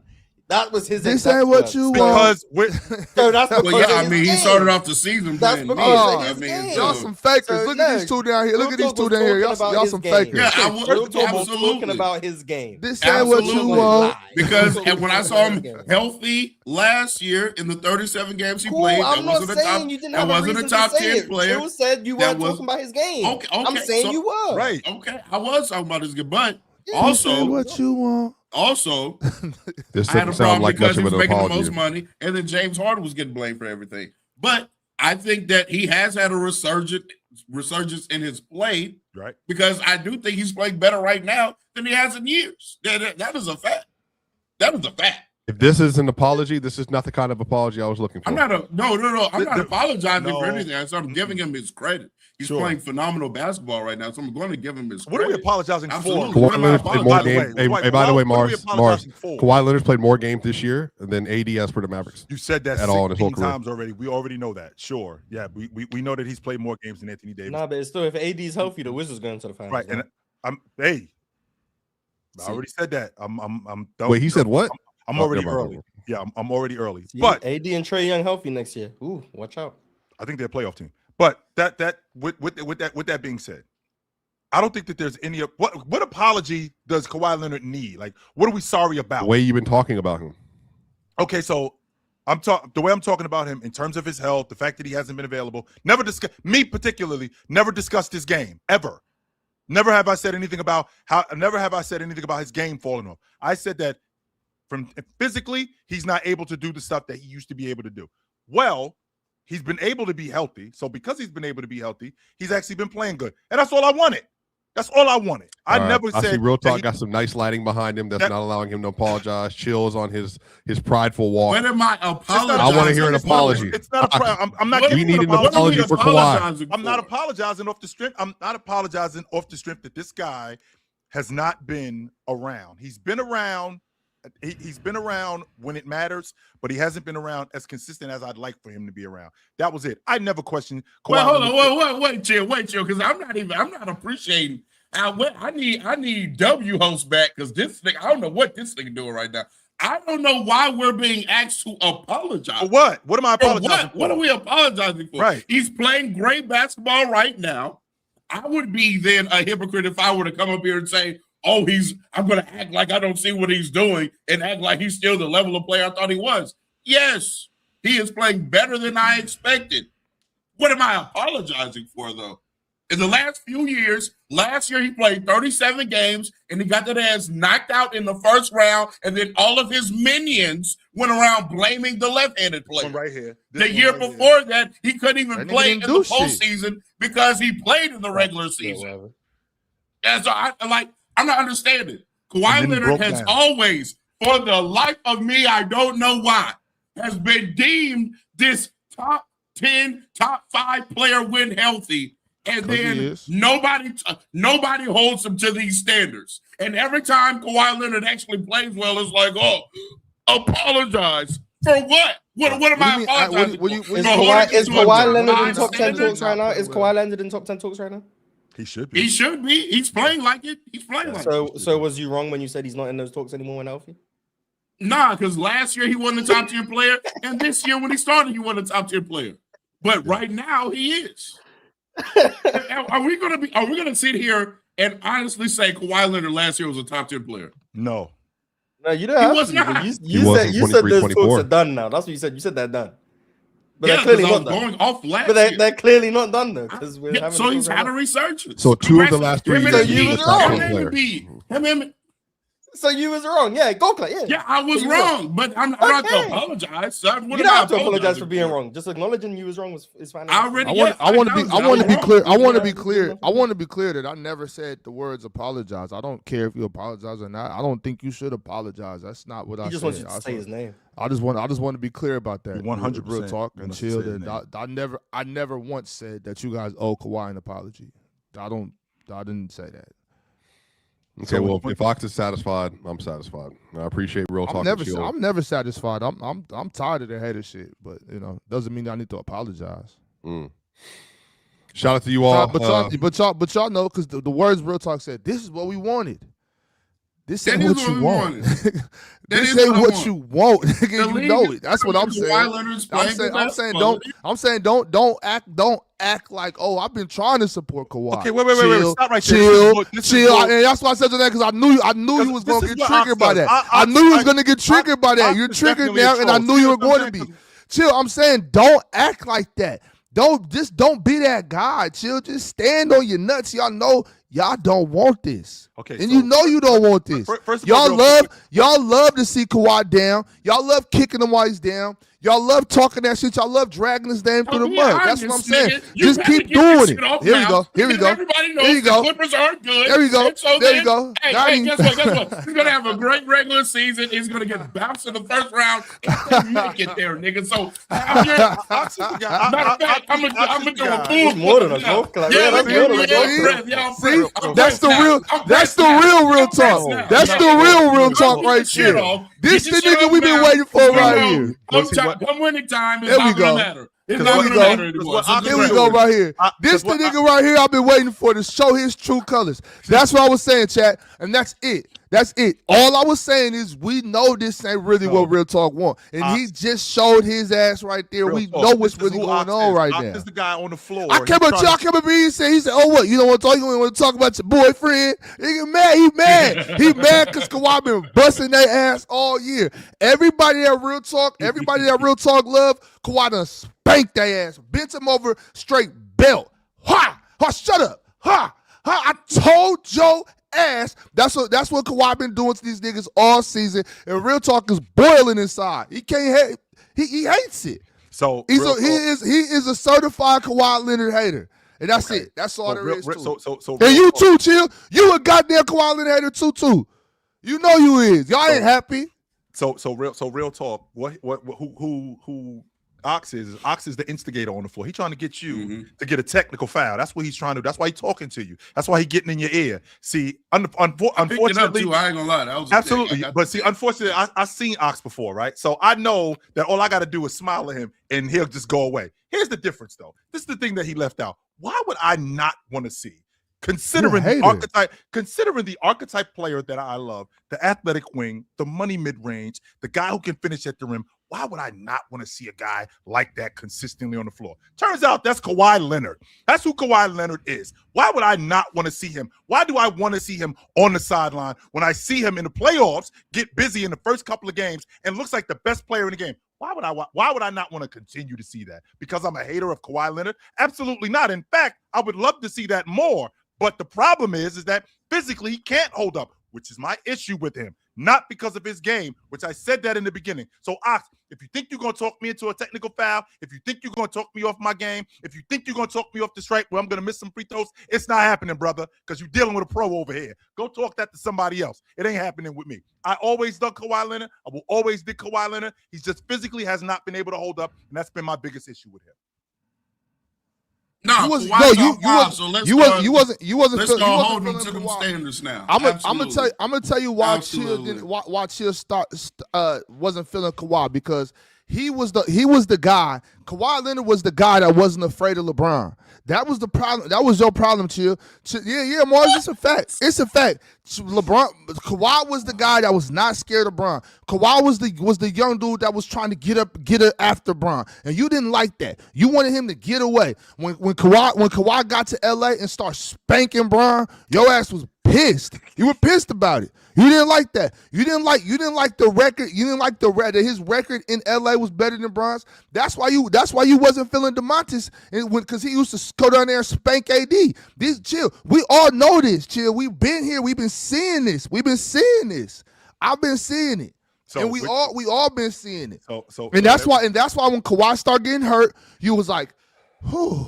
Thank God. Okay, so with everything, thank God. So everything that Ox just said, Swiper. So it all leads back to Bron. So with everything that Ox just said, right? I'm on in 5 days a week, ladies and gentlemen, right here from 11 o'clock Eastern, 8 o'clock West Pacific Standard Time. I am on an international debate show, which is comprised of competition. I love the competition. So why would my favorite archetypal player, going up against my favorite player? Competition, why would I not want to see that on the regular?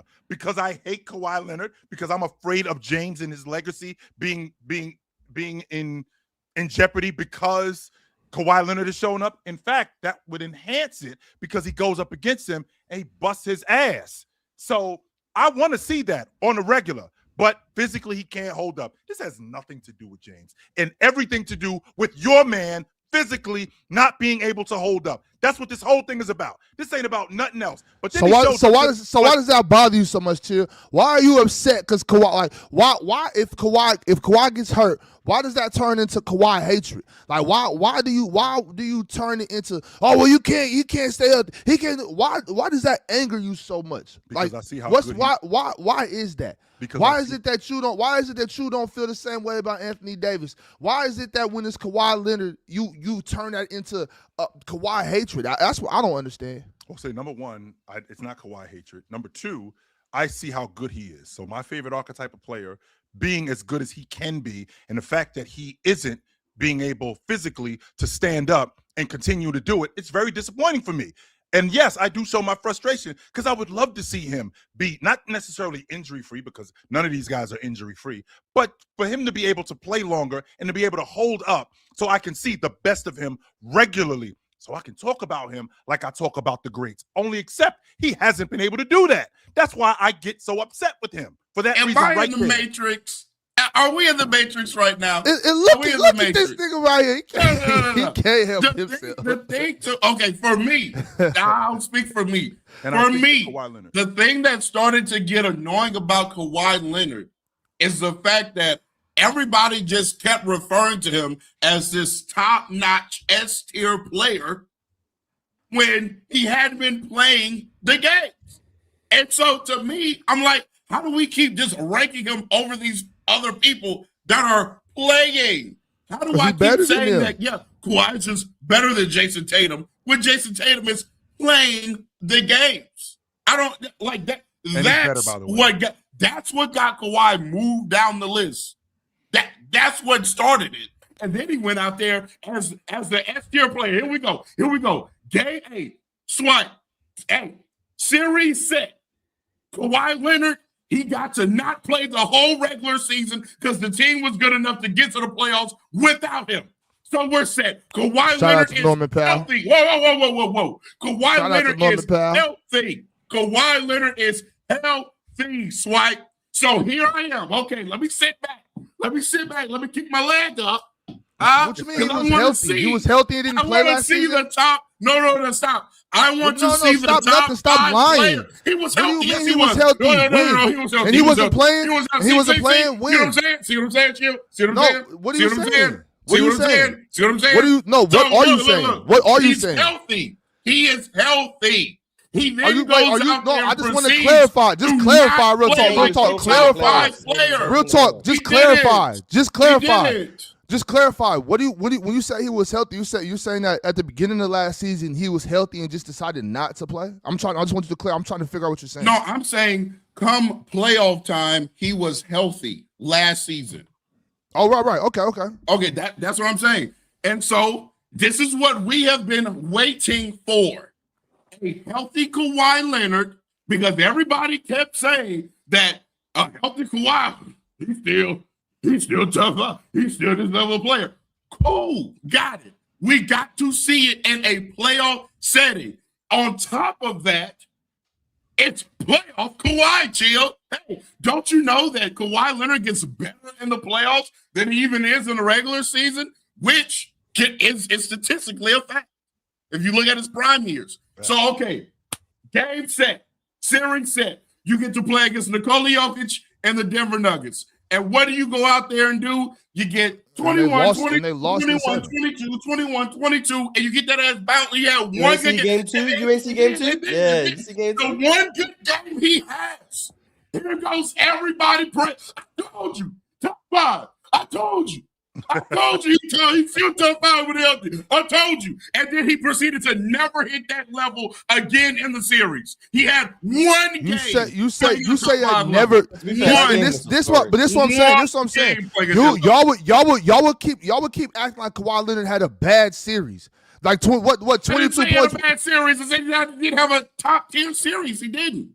Okay, once again, y'all would keep trying to act like these last playoffs, Kawhi Leonard did not, and maybe now you're trying to take it down a notch. Well, he did but in real time, y'all trying to act like Kawhi Leonard had a bad series. What he Like, did what's last that year. to do with James what- Harden? What he did last year in the playoffs was that sufficient for a top 10 player?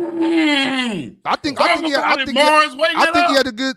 I think he had a good series last. I Okay, think he had a good series. That's not what I'm asking you. What I'm asking you is, was it sufficient for a top 10 player?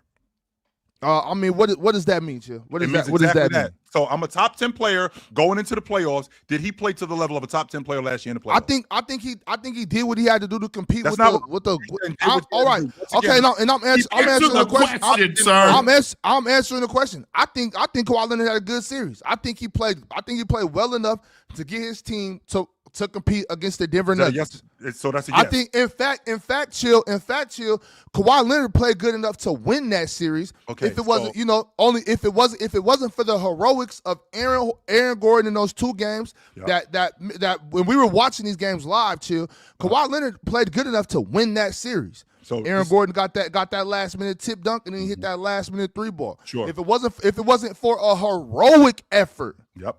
A heroic effort, 2 heroic plays by Aaron Gordon. The Clippers played well enough to win that series. That's what I was saying the whole time. Chill. That was not. Hold on. Go ahead. Go ahead, politician. Go ahead, politician.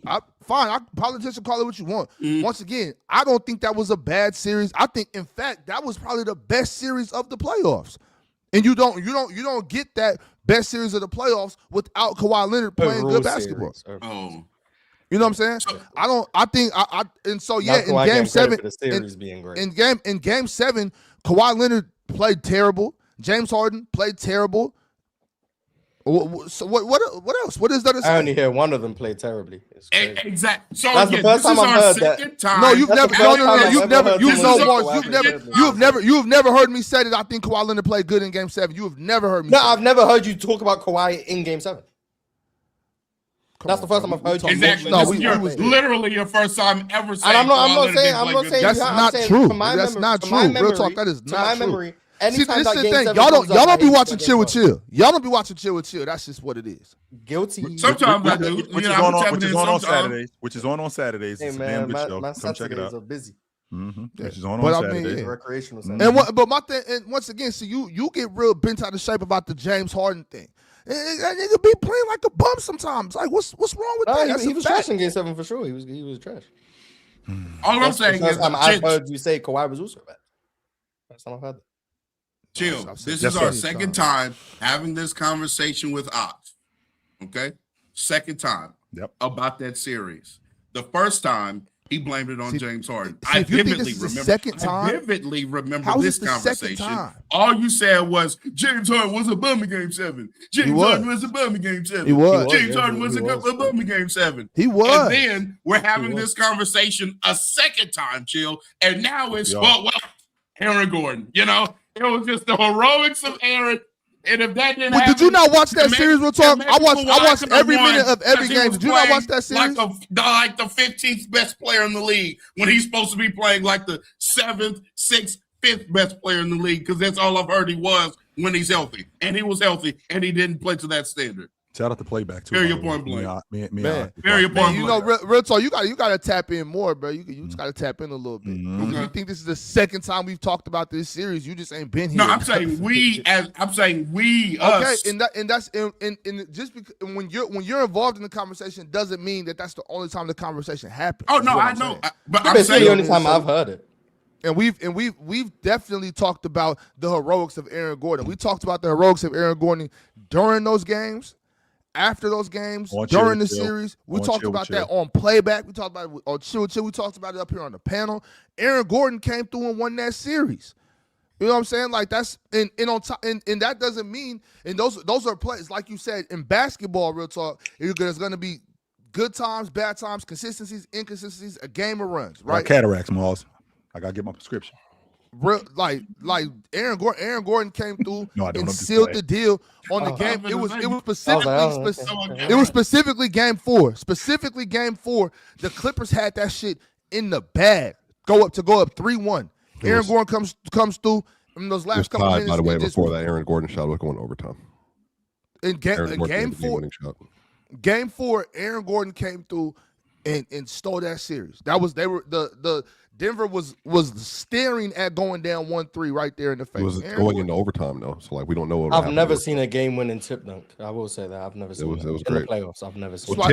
Swipe it. Don't swipe it. Let's just relax. Take a deep breath. But you guys were staring at 3-1. But they were up 20 by the way in that game too. What do you mean you never seen I've never seen a buzzer-beating tip dunk. Did you not just see DeAndre Ayton dunk the ball for the game when he was in Phoenix? 100%. That's not a tip dunk. That was an inbound play, right? Yeah, like the Duncan one was an inbound player, or Dwight Aaron Howard. Gordon was an offensive rebound putback dunk at the buzzer to win a playoff game. I've never seen it. I'm not saying it's never happened. I haven't watched every playoff game in history, but that was the first time I'd ever seen go home buzzer be a putback. A walk off, sure. That's a fact. Because and the thing is, they won the team. They lost that series to the team that was the best team. You know what I'm saying? They were a hamstring away from the championship. I will even without Michael Porter Jr. Aaron Gordon to stay in shape. Okay. This is actually a good lead into the next game. W Ball Out Highlights, $5 super chat. Do y'all think Şengün should have made the All-Star team as a replacement? This is the lead in to the next game we're going to talk about, which was the Houston Rockets versus the OKC Thunder. No SGA, no J-Dub, and no AJ Mitchell.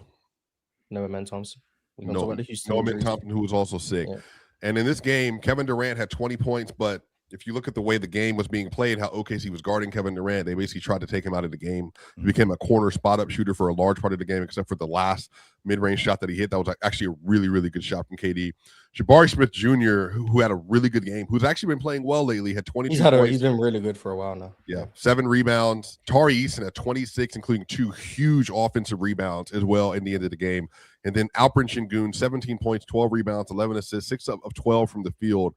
Those all those 4 players were in a positive plus minus. Reed Shepherd also was in this game. He had 16 on 7 of 12. And then Dorian Finney-Smith 3, J.D. Davidson 8 off the bench.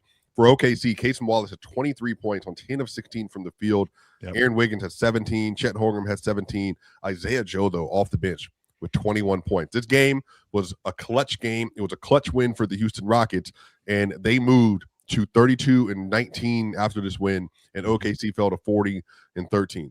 Do you think, one, Şengün should have been an All-Star game replacement, number one, and then number 2, thoughts on this game in particular? Mars, I really wish you could be more patient with Jabari. I mean, I still don't think he's that good. That's what I'm saying, man. I think that is it because where he blocking this game too? Is it because where he got drafted? Is that the issue, or is it just his overall game? I didn't like him as a draft prospect before where he got picked. That was my question to you. Is it his play style that just doesn't fit with Houston, or maybe he would be better somewhere else, or you just don't like his game? I don't think he's as good as you think he is. I think he's a really good. I think that with the development, the way it was going in Houston, I think that he was becoming a better catch and shoot guy. I think defensively he was getting better. I was loving the fact that I was loving the fact that he was just better as a rebounder as time went on. I felt like he was picking up. I felt like he was picking up the offense. I felt like also his ability to put the ball on the floor in small increments, 2-3 dribble pull-ups, 2-3 dribble, getting to the rim. I thought that was really good for him. I just feel like and I can appreciate, Moss, how critical you are of players, but I feel like with Jabari, I think you got this one wrong, man. This kid can go. He's just, it's just peaks and valleys with him. And I think that this season right here, one of them is because of the addition. Losing Dillon Brooks is a big deal for him because defensively, I think Dillon Brooks gave them a lot more than we give them credit for. And I think that really helped out Jabari as a gap filler, not just as a gap filler, but as a one-on-one defender. I think that really helped him out. And the fact that Dillon Brooks isn't there anymore, I think that puts more onus on Jabari. And I think that he's still developing into that. And I think he really needed Dillon Brooks. In terms of a catch and shoot guy, I think that the pressure of him being better at that, I think that's kind of getting to him. I just wish you would give him just a little bit more time. I don't mean a lot more time, Mars, but I just wish that you would just give him a little bit more time. He got no time from me. As far as the first question, no, Şengün shouldn't have been the All-Star replacement. You've been getting fried on the timeline about Şengün, by the way. Everyone mad at you. For what? We got to start changing the definitions of because everyone being mad. By fried, I mean people are yeah. arguing. Everyone's mad and wrong though. So I mean, I don't very well consider happen, that real being talk. fried. Like you can be mad at me all you want to. The fact that let me start here. Actually, glad you brought that up. This hey, Sengun's 23, so he's young. We'll see if he gets there. Mind you, I'm going back and forth with people who are debating with me that they're bringing up Kevin Durant, Giannis, SGA, and some other players as far as look at who they were at 26, 27. Hey, how about you look at who they were at 23? Because they're better than Sengun will ever be, in my opinion. Kevin Durant at 23 had already made it to a final and was playing. And That's was arguably arguably the best scorer in the league. When you look at and this is what I said. If you look at any player, if you go from the 2010s forward, because I don't want to go anywhere back, but 2010s forward, any player that has had real championship aspirations as the number one option at any point of their career, right? So that brings in players like James Harden, Anthony Edwards now, Jason Tatum. Obviously, you have like Chris Paul, you have LeBron, Steph, Kevin Durant, Kawhi Leonard, Nikola Jokic now, Giannis now, Luka. Look at all of those players at 23. Clear Alfred Sengun right now. Like not 23 for Harden is his first year in Houston. Clear Sengun, right? 23 for Luka was the 23 season where he was what? First team all NBA. 20-year-old Luka better than Shank. like what are we talking? So it's like, yeah, is he young and can get better? Absolutely. But that doesn't mean that he's still going to pan out to be one of these guys who also got better from 23, but are also starting already way better than Alfred Sengun. Alfred Sengun, in my opinion, will never be the number one option on a team that's trying to contend for a championship. He's not a good enough offensive player. He's just not.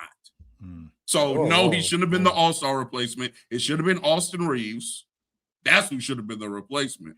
And being out for 2 months, he can't play for the international team. Being That's out for why. 2 months. Okay, so move Norman Powell to the international part. There you go. Move Norman Powell to the international team, and then you're fine. Not to mention, right now the international team, I'm pretty sure has 9 names anyway. So you could have just not had an international replacement. It would have just making teams because you're international. Because Giannis is going to get replaced. Like Shea is too. Shea is Shengun was Shengun. Shengun was Shea's. Curry is. I'm not Shea Curry. I mean, Curry's going to get replaced. They mandated it out. MPJ got hurt, man. More people get replaced. MPJ got hurt. This All-Star game about to be. Last year was incredible. Yeah. I mean, I'm talking not the game, but like the atmosphere. Yeah, the players that were there. Because Shea, Wemby, Jokic, Giannis. I mean, I watched them. They're all Shengun was there last year too. This back-to-back All-Stars for Shengun. Yeah. Remember, Houston fans were mad because he got it for like 40 seconds in the All-Star game. Come on, man. He in all-time territory right now. Back-to-back All-Star teams before age 23. Is it ridiculous for me to think that this is the time to get Oklahoma City? I mean, I think San Antonio's 3.5 games up on them. They're 3.5 games up on Oklahoma City, and I think they. Well, apparently Shea has an abdominal strain that's going to be reevaluated after All-Star. So he's apparently dealing with. J-Dub's back tonight, so we'll see. So J-Dub is back because I was about to say I didn't know how long J-Dub was out of the lineup because I'm like your two best players out of the lineup. This is probably the best time to get these dudes, man, and to make up some ground with this Oklahoma City Thunder group with your two best players out of the lineup. Absolutely. 0-2 right now with Shea, right? Boy, that MVP case looking real good. They gonna beat the Lakers tonight though, so they'll be. That nonsense about not playing and your team losing. They lost to two good teams with massive injuries. That's so crazy. Shea is in the conversation because Shea's been great all season. Like that's why Shea's in the conversation for MVP. But he's been great in the conversation. Yeah, I mean leading, like he's leading the whatever. Why do you have an issue? Why do you have an issue with guys in terms of availability? Because they were undefeated last year with him. No one. It's not without him. It's not a point to bring up. Yes, it is. Tatum's team was 8-0 without him the year before. Like that's not a basketball point. Tatum ain't never been the MVP. Stop, Mars. No, I'm Tatum was Swiper, in the conversation. Let Swiper off the hook with this all the time. Just so you know, tell everybody here, Swiper, how many games did SGA play last year? Can you tell everybody how many games he played last year? He played 76. Not only did he play 76, Mars, the last 3 games of the season he missed, they were already 14 games up in the West. So that was over. Yeah, missing games is not a part of the discussion. And yes, your team record without you is not a part of the discussion. Yes. Top of that, when you brought up Jason, it's not a part of the discussion no more, Swiper. Now it's not. Why is that part of the discussion? Why is that, Swiper? Why is that not a part of the discussion now? Hold on, Swiper. Why all of a sudden is that not part of the discussion? When has it been a part of the discussion for winning an MVP? When Jason Tatum had a good team, yes, he was 8-0. They went 8-0 without him. But who used that to say that's why he's not the MVP? I didn't bring that up. I know. Don't even bring it up. I didn't bring it up. Swiper. Oh my God. He wasn't in the combo because Tatum wasn't better than the players ahead of him. I keep saying that, but again, availability. You don't like being on the big screen, Swiper? Because for something I didn't say, no. Availability. Everybody heard you say it's for the whole world. So you were directly discrediting Jason Tatum's basketball ability because his team was playing good without him. If you're now all of a sudden, now that you see that the Nuggets are just as good without Nikola Jokic, it's no longer a conversation. You are despicable. It is consistently about how good the team is when you're playing and how good they play when you're playing in the games. That's always been the conversation. Embiid missed 20 in 21 games. Do you have no shame? We all were there. Embiid missed 21 Everybody games heard this, Swiper. Real talk, please. I mean, not Ox. No, please. I'll do this. He missed 21 games. He missed 21 games in 2020. You forget I got all the controls. You got Swiper. You can't silence me. I know you do. And then it's the same thing when Steph Curry got third. He missed like 20 no integrity whatsoever. He missed 20-something games that year when he got third place in 2020-21. So no, it's not. That's because but Embiid in 21, Philly went 10-12 without him. No, I'm saying they lost. They were below 500. No, but he still finished. They were second. 39-12. But no, what you're missing is I'm saying he finished second. Period. Even with 20+ missed games. Period. Yeah, because they sucked without him. No, but that has nothing to do with why he was number 2 in the voting. He deserved to be there regardless. To do with it. What the fuck is happening? No, he had no. You're missing what I'm saying. He was good enough without the missed games. He was going to be 2 or 1 or 3. Absolutely, but cool. But then to act as if the team then falling off a cliff without him didn't also help his narrative. He was always gonna finish ahead of Curry. He was better than Curry. Okay, cool. He was better than Curry that year. So why would he finish behind Curry? Let me ask you a question, Swiper. Hypothetically, if in those 21 games Embiid missed, Philly went 18-3. Who's 13-3 without Jokic? No, because Kareem, that's Ox sharing that. Because Ox also doesn't know ball. Kareem is an idiot. Like Kareem doesn't know what he's talking about. So you sharing Kareem Ox just shows how much you don't know ball. Just pushing agendas. Don't believe in this. This is a conversation. They went 13-3. Yeah, cool. If in the 21 games in Embiid, the 21 games Embiid missed in 2021, the 21 games Embiid missed in 2021. If Philly went 18-3 in those games instead of 10-11. Yep. Would that have helped or hurt his MVP? I don't think it would have done either. Personally, he was better than Steph. He was better than Steph that year. No, I'm asking you. The MVP race is based on who plays better. That's how. Yes, they vote? I mean that's how they vote. You asked. I don't remember a single person. His MVP rate. No, I know, but to be clear, I don't remember one single person, from Windhorst to all these people that brought up the team record without for Embiid for why he would be over Steph Curry that year. I didn't hear that one time. Jokic won because he played all 72 that season. He played substantially more, but they never brought up the record of him, the team that the record was without him being there. That wasn't a part of the combo, just like it wasn't last year either. Always that will or even in 21-22. Well, actually, let's not even just talk. You know what? Let's keep MVP out of it. Let's just talk about the narrative around a star player when their team is really good without them, especially if they don't play for an extended amount of time. Perfect player to bring up. We're not going to sit here and act like that didn't hurt Ja Morant that year in Memphis. When Memphis went like 20-2 without Ja Morant. Yes. He wasn't in the combo for MVP. Whatever. Respectfully. He said, let's take MVP out of it. He's just I'm saying take MVP out. I'm saying just that narrative around that. They wondered why they were better. They wondered why the record was better. That player starts to get tainted a little bit because why is your team winning so much without you? Narrative-wise, yes. Yeah, I so agree, but hold on, chill. That's the same thing. That's the same thing job. with J-Dub right now for OKC fans that are saying they're better without J-Dub as opposed to with J-Dub. Yeah. But I'm making an argument on the other side. Can you tell me the last time? Like the team record hurt somebody like winning or getting votes in an MVP when they didn't play that year? Hakeem Olajuwon. He had the same. So 1990 what? What? See, this is the problem that I have with you dudes when you talk about, this happened years ago. It's precedent. No, I'm asking what 19. I said 1990. Which year? 1990. When David Robinson won the 85 league or 95? 1995. When David Robinson won the league MVP, Hakeem Olajuwon missed 6 more games in it. He had the same numbers, the same defensive numbers, everything across the board. But David Robinson won the league MVP that year because he was more available. That was the turning point. And since we on that subject, chill. Specifically, they brought up the record of the games he didn't play in. As a narrative? The fact that he didn't play. I was 5 years old. I don't remember this. Yes, the fact that he wasn't available. That's why David Robinson won the league MVP that year, because you asking for another MVP case that this affects is a disingenuous question. I'm going to tell you why. It's because usually an MVP is playing 70 plus games anyway. So the retort to that, even if the record is good, would be, well, it's too small of a sample size. Historically play like 79. Like yeah. So only now in the modern era we exactly 68. We're just getting kind of to this issue or this situation to begin with. So even if the record was good without them, it would be such a small sample size that it would be irrelevant anyway. Well, I guess maybe to counter the other point, though, like why this is not anything for me, 22-23, I think Embiid played, I don't remember what the record was. 66 games. He played 66 games that year. Yeah, and then the record without him, I don't remember what it was. Like that's what I'm saying. Okay, so in those games he played, Philly was 43-23, which means in the games he didn't play, they were 11-5. That was the James Harden year. Yeah, but to be fair, and he won MVP that year. I think the Nuggets in the 13 games Jokic missed had a losing record. Did they not? Well, I know they did, so I don't need to bring that up. They did.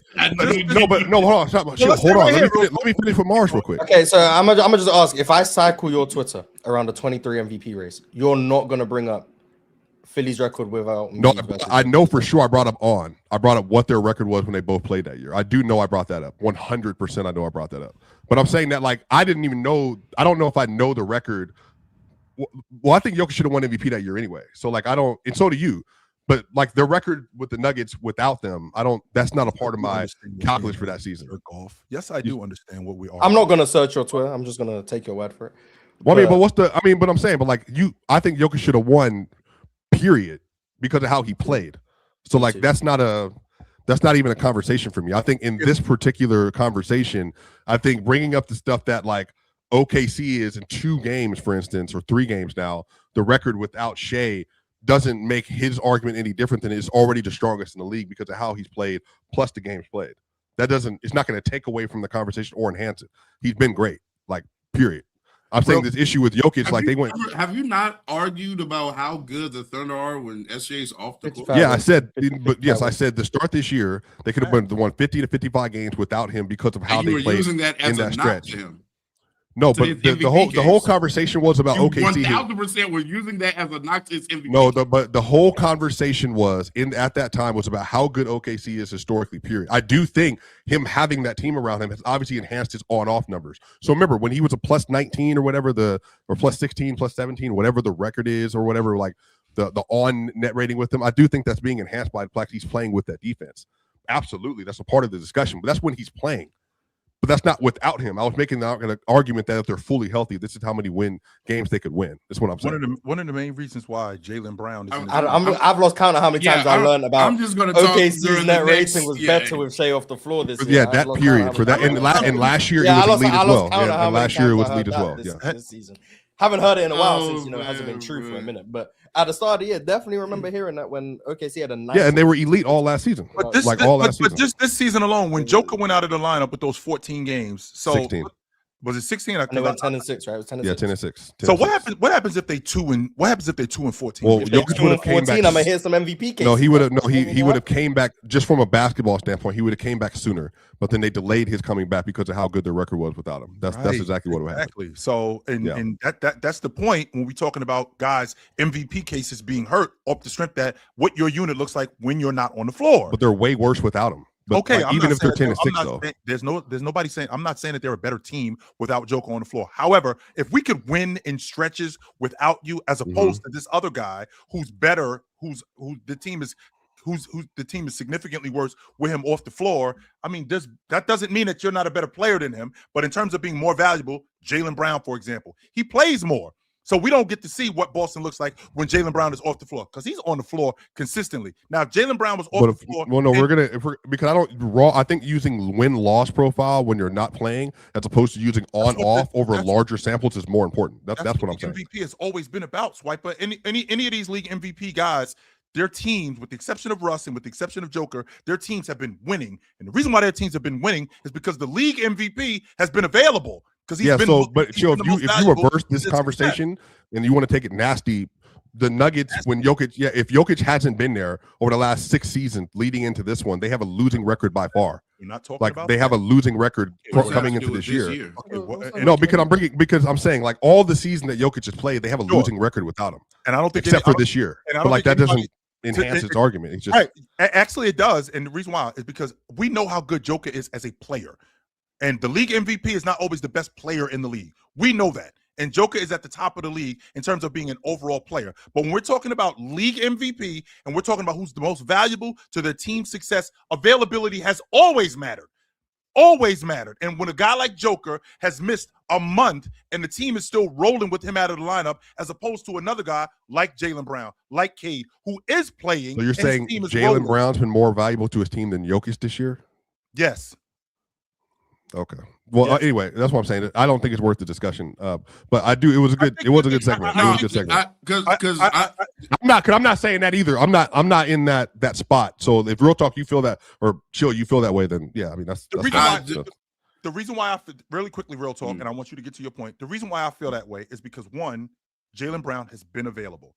The space that he's been put in, I'm not saying that Jaylen Brown is a better player than Joker. I'm not arguing that point at all. But with everything that the Boston Celtics lost last year and putting Jaylen Brown in a different role this season and him thriving in that role, as opposed to him still playing alongside of the players that he played with last year, with that roster being emptied and the expectations that were put upon Boston this year, which the majority of us thought that the Celtics was going to be a gap year. And for them to be playing the way that they're playing, and it was largely due to Jaylen Brown, I think he's been more valuable to his group than what was going on in Denver, especially considering all the holes and all the gaps that they filled. What was going on in Denver? Because you said to me last year, I can't tell you how many times I heard this real talk about the on-off minutes with Joker, how they fell off a cliff. They're still significantly different in this. This season is significant. Yes, they're significantly different. Yes, like I think if anybody deserves credit, Jamal deserves credit, which is why my whole second team All-NBA argument.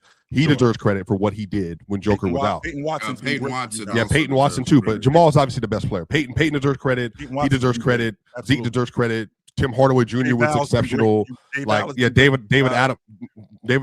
Jonas was out. He missed all those. He missed a lot of like 15 or 13 of those games with an injury himself.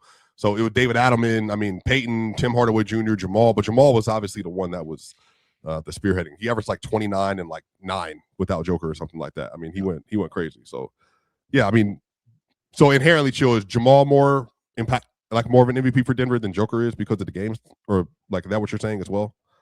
I'm saying that for a short period of time, with Joker being off the floor, we could still win games, a significant amount of games without him off the floor, without him on the floor. We can do that. I can't say that that's the case in Boston with what's going on with the Celtics. That make Tatum's value less then because they're playing so well without him? As of right now, yes, it does. No, but that's like what you're doing is this is what you're doing. Yeah. You're still looking at these guys as players. And I'm looking at what Jaylen Brown, the role that he got thwarted into, and the personnel he got thwarted into with that role, and how much better the Celtics have been this season as opposed to what everybody thought that they were going to be. And that was largely due to him being better.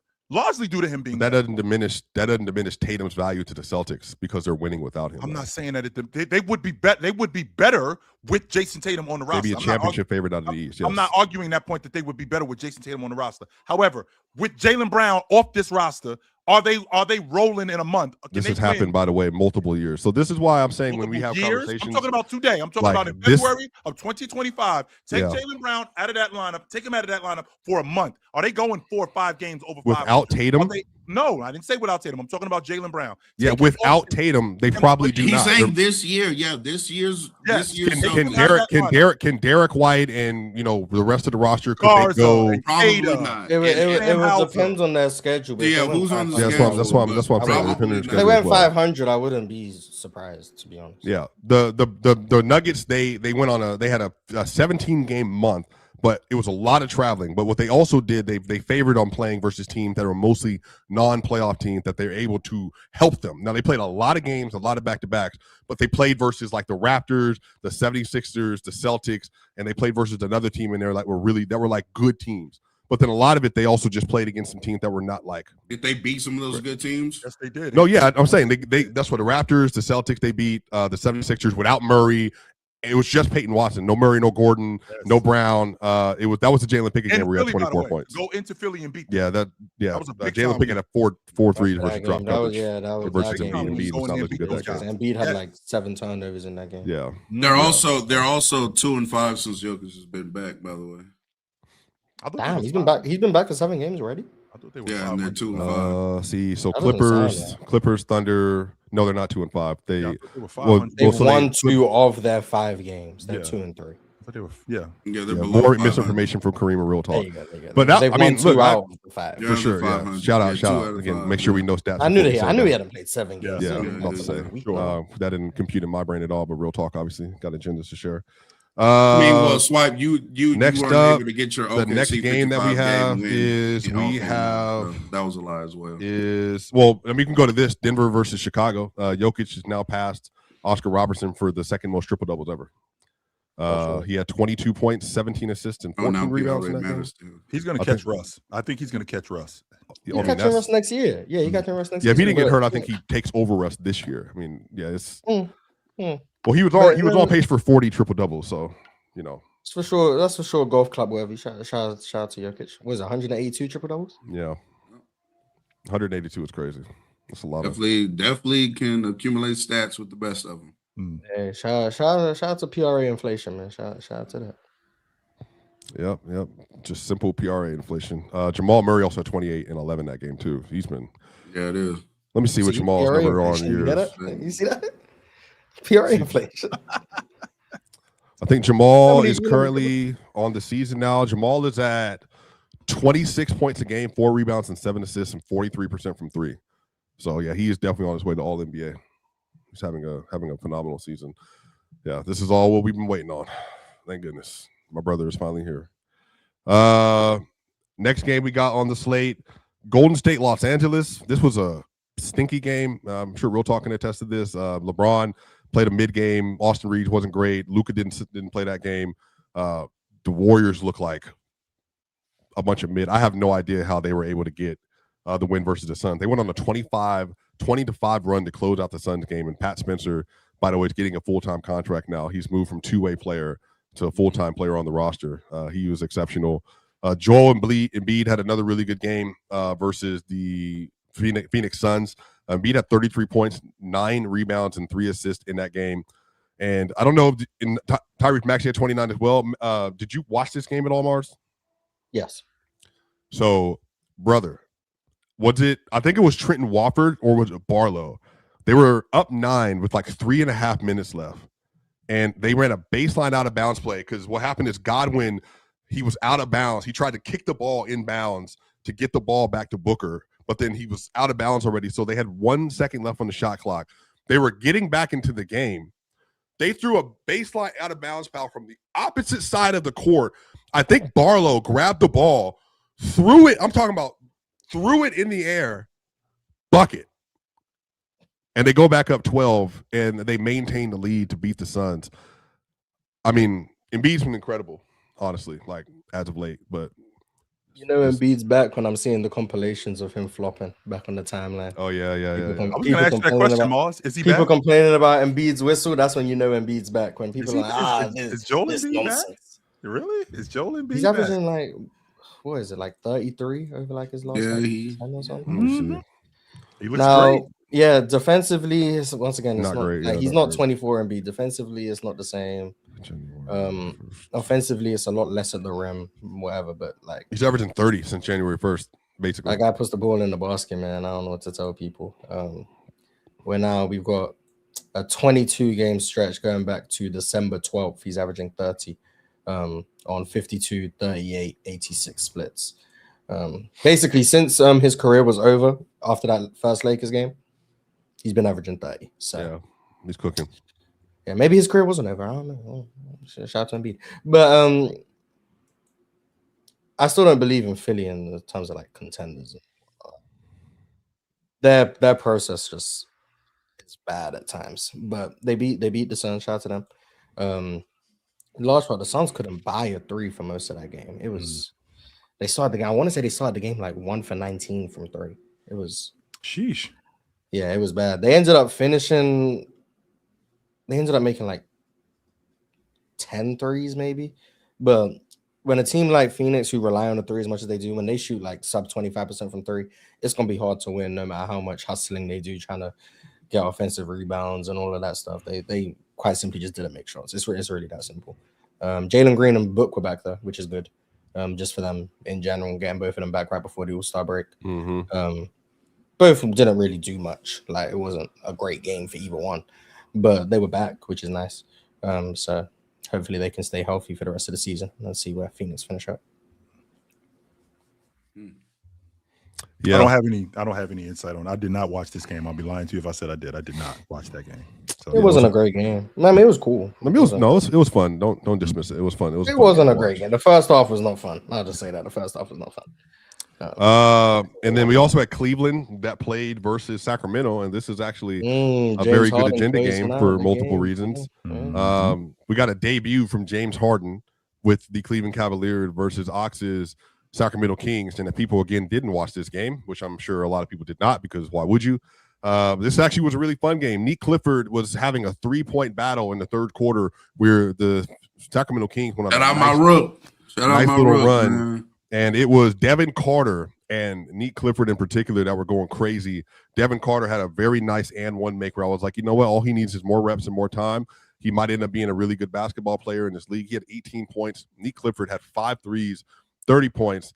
And mind you, James Harden made his debut, had 23 points and 8 assists. And Donovan Mitchell also had 35 points in this game. Now, Chill, the reason why this is important is that the reason why they made this addition is saying we need a point guard that we can trust, that we know is going to be able to play, and somebody that can help facilitate the offense. That way Donovan Mitchell does not have to do everything, in particular when it gets to money time. And in the fourth quarter of this game, for everybody that didn't watch, James Harden, 15 points in the fourth quarter on 4 of 4 from the field. Donovan Mitchell, 17 points in the fourth quarter on 6 of 9. The two stars, they were 10 of 13 for a combined 32 points in the fourth quarter in the first game they played together, and they both played a great game, and they won versus the Sacramento Kings. How do we feel about this game, fellas? I thought that he did a good job in playing off James Harden. He looked real comfortable playing off of him, almost to the point, real talk, where he was looking at James Harden like, I don't have, like when he's playing with Garland, like I gotta school him. Like, I don't gotta do that with this dude. All I gotta do is rock. I don't have to worry about telling him what space to be in or where I need to be. All I got to do is just rock, be in the space that I'm supposed to be in. He's going to get me the ball where I need it, and I'm going to operate. I'm going to get out of his way. And I just thought that they played really well off of each other, particularly in that fourth quarter. I'm not loving the fact that the Cavs gave up 126. I don't love that. I'm not really loving their defense. The fact that Evan Mobley's been out of the lineup for as long as he's been out of the lineup, that I think that really has hampered their defense. But I like what I saw from both James Harden and Donovan Mitchell playing off each other, because I think that the confidence that Donovan Mitchell has in James Harden to do his job and play off of him, I think that really enhanced them in that game. That fourth quarter was the game. Yeah. James Harden, apparently maybe he'll be able to shoot threes in Cleveland. Huh? just because he had a good string, man, you know that's gonna be 37%. That's gonna be 37%. You know, shout out to him. You know, James Harden and his baby. Jared Allen looked really good with Harden as well already. Shout out to James. Big looks good with Jared Allen. Yeah, I mean, a big look good with James Harden. I know, one of the best pick and roll players in the league. Well, honestly, one of the best pick and roll players ever. But shout out to James Harden going over there immediately having impact offensively, which we all expected. And again, I just want to give James Harden some more flowers because I'm not really the James Harden spokesman, but to watch him be able to go from one of the best scorers we've ever seen to now also like, oh, now I'm just like an elite point guard. It's like, it's crazy. So shout out to quite literally the definition of combo guard. You know what I'm saying? Like, I am elite when I want to ramp up the scoring, and I'm also elite when I just want to like play, make, facilitate, and just set everybody up and get everybody in their position. So shout out to James. It's going to be a great duo up there in Cleveland between D. Mitch and Harden. I didn't have any doubts about that. He's already played with a great individual scorer in Kawhi Leonard. So a great scorer being able to play off Harden is not going to be hard. And then, of course, again, he's one of the best pick and roll players ever. So Evan Mobley and Jared Allen. If Cleveland's going to make a run, they can't have close games with this version of the Sacramento Kings. You know what I mean? So once again, though, when they made the trade, I thought that was a good move for Cleveland. I think they upgraded. I think they made themselves a serious contender, especially with Darius Garland not really being available that much. And I know Evan Mobley's not there. Shout out to Jared Allen because, like I was saying, when they got James Harden, I think this does more for those guys than it does for Donovan Mitchell. Donovan Mitchell doesn't need James Harden. Like, Donovan Mitchell's going to get his regardless. Donovan Mitchell doesn't need a point guard. Donovan Mitchell don't need shit. He going to get his. But guys like Jared Allen and Evan Mobley, this is going to do a lot for them. And so I think that's going to really help them. But and this was their first game together, so that's why it's like I'm not gonna hype anything, and I'm also not gonna say anything negative about it because basketball, you need a couple games. Even as great players like that, you still got to adapt to each other, play style, and all that, and know like what our tendencies are. Where do you like the ball? Like what do you do on defense? Where do you need help at? All that type of stuff. You know what I'm saying? You got to learn each other, but you can't. You're not gonna be a great team if you have close games with this level of basketball team. You know what I mean? So hopefully that's not something that we're gonna see a lot of from the Cavaliers. Hopefully this was just kind of a warm up game. Ox, I'm sick of Sacramento. I'm sick of y'all. How about that? Why? And the reason why I'm sick of the team contact. What did we do to you? That might be the problem. I haven't embraced activating the tank. That's probably what it is. You shouldn't. You should never embrace that from any team. Never embrace that weak ass tank and shit. Never embrace that. That might be my problem. But that's what you guys are doing, right? That's what you guys are doing. This is the first time. This is the first time, Chill, since he's got to our team where we haven't had a healthy DeMontis. Like, you know what I'm saying? He just in and out the lineup. He already missed like 30-some games. It's just, I mean, we've clearly. We weren't good already to start, and then it's just kind of like, well, we suck. Just embrace it. We're just gonna just finish the season out. You know what I mean? So when you don't, you know what I'm saying? When you don't have your best player on the floor, you're still, you know what I'm saying? We're still reeling from losing our point guard. We got a lot of work to do to bounce back from that. You know what I'm saying? So, I understand what you're saying about being sick of us. Like, I don't even watch the Kings play. You know what I'm saying? So it's just like. It's probably but real talk over here, hyping Devin Carter just pissed me off. That's you know what I'm saying? That shit. Who did I hype Devin Carter? Me. My bad. Real talk. That was funny. I'm excited about getting him too. I mean, let the Big East. My guy on your team is Nick Clifford. That's my guy. I like Devin Carter coming in. I thought Devin Carter was nice in college. In the league. I was pissed the second we drafted Devin Carter, and I've been pissed ever since. And you wanted Dolan, right? That's what you wanted. At least, yeah. I don't care what y'all say about Dalton. He better than Devin Carter. I hope. But I think to the James Harden thing, I agree with what Real Talk said about the combo guard stuff. But I think the whole concept of like portability, gets like brought into question because apparently if you're not an off-ball player, you can't be portable. But not apparently, I've absolutely seen James Harden fit with every and any set of teammates you put him next to. And you put him next to Kyrie and James Harden and Kyrie and Kevin Durant. Best offense in the NBA when they play. You put him next to one of them, elite offense. You put him next to Clint Capella and Chris Paul, and it's great. You put him next to just Clint Capella, Eric Gordon, and a bunch of role players, is great. You put him next to Kawhi Leonard, is great. You put him next to Paul George and Kawhi, is great. No matter who you pair him up with, or you pair him up with someone who apparently needs the ball in their hands, like a Kyrie Irving, it works out. You put him next to off-ball wings, like Kevin Durant, it works out. You put him next to shooting, it works out. You put him next to lob threats, it works out. There hasn't been a situation in which James Harden hasn't been able to not only get his game off, but raise the level of his team. But because he doesn't run around off a bunch of screens and then cut and then do all of that stuff, his portability is a question, when I would argue he's shown the ability to play in and around more systems and personnel than most people in history have. Now, part of that is because he keeps leaving teams.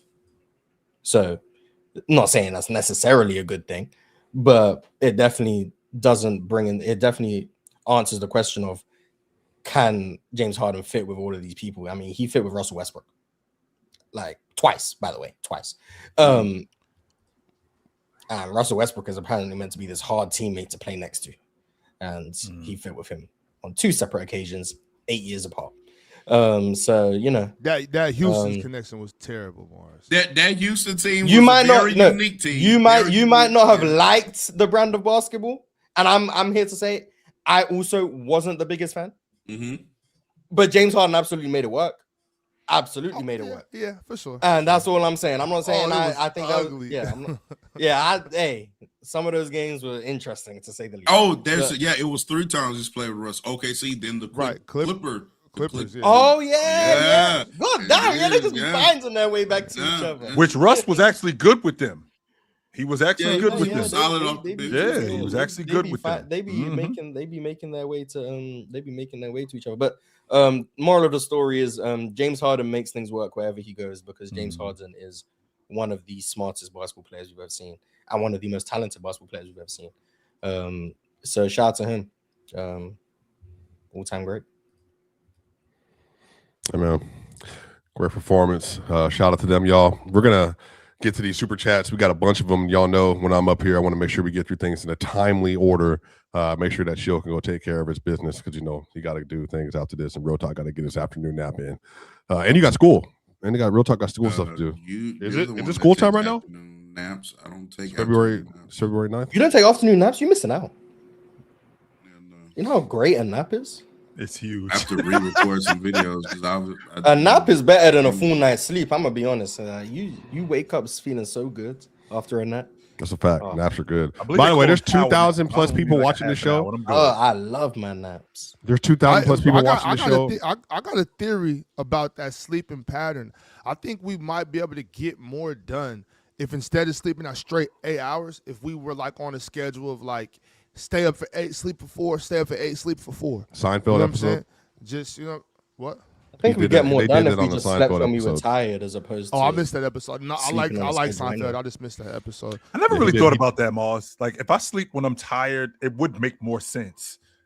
That's what I do. I just sleep when I'm tired. To just sleep when I'm tired. But the problem is that your schedule doesn't allow you, because you have things to do when you're tired. So I got to do stuff. So I can't just sleep whenever I'm tired. Y'all are speaking from a position. Like me, I live a privileged life. Yeah, I was gonna say I live a privileged lifestyle. Yeah. So naps I get to have sleep long been a whenever part of a human society.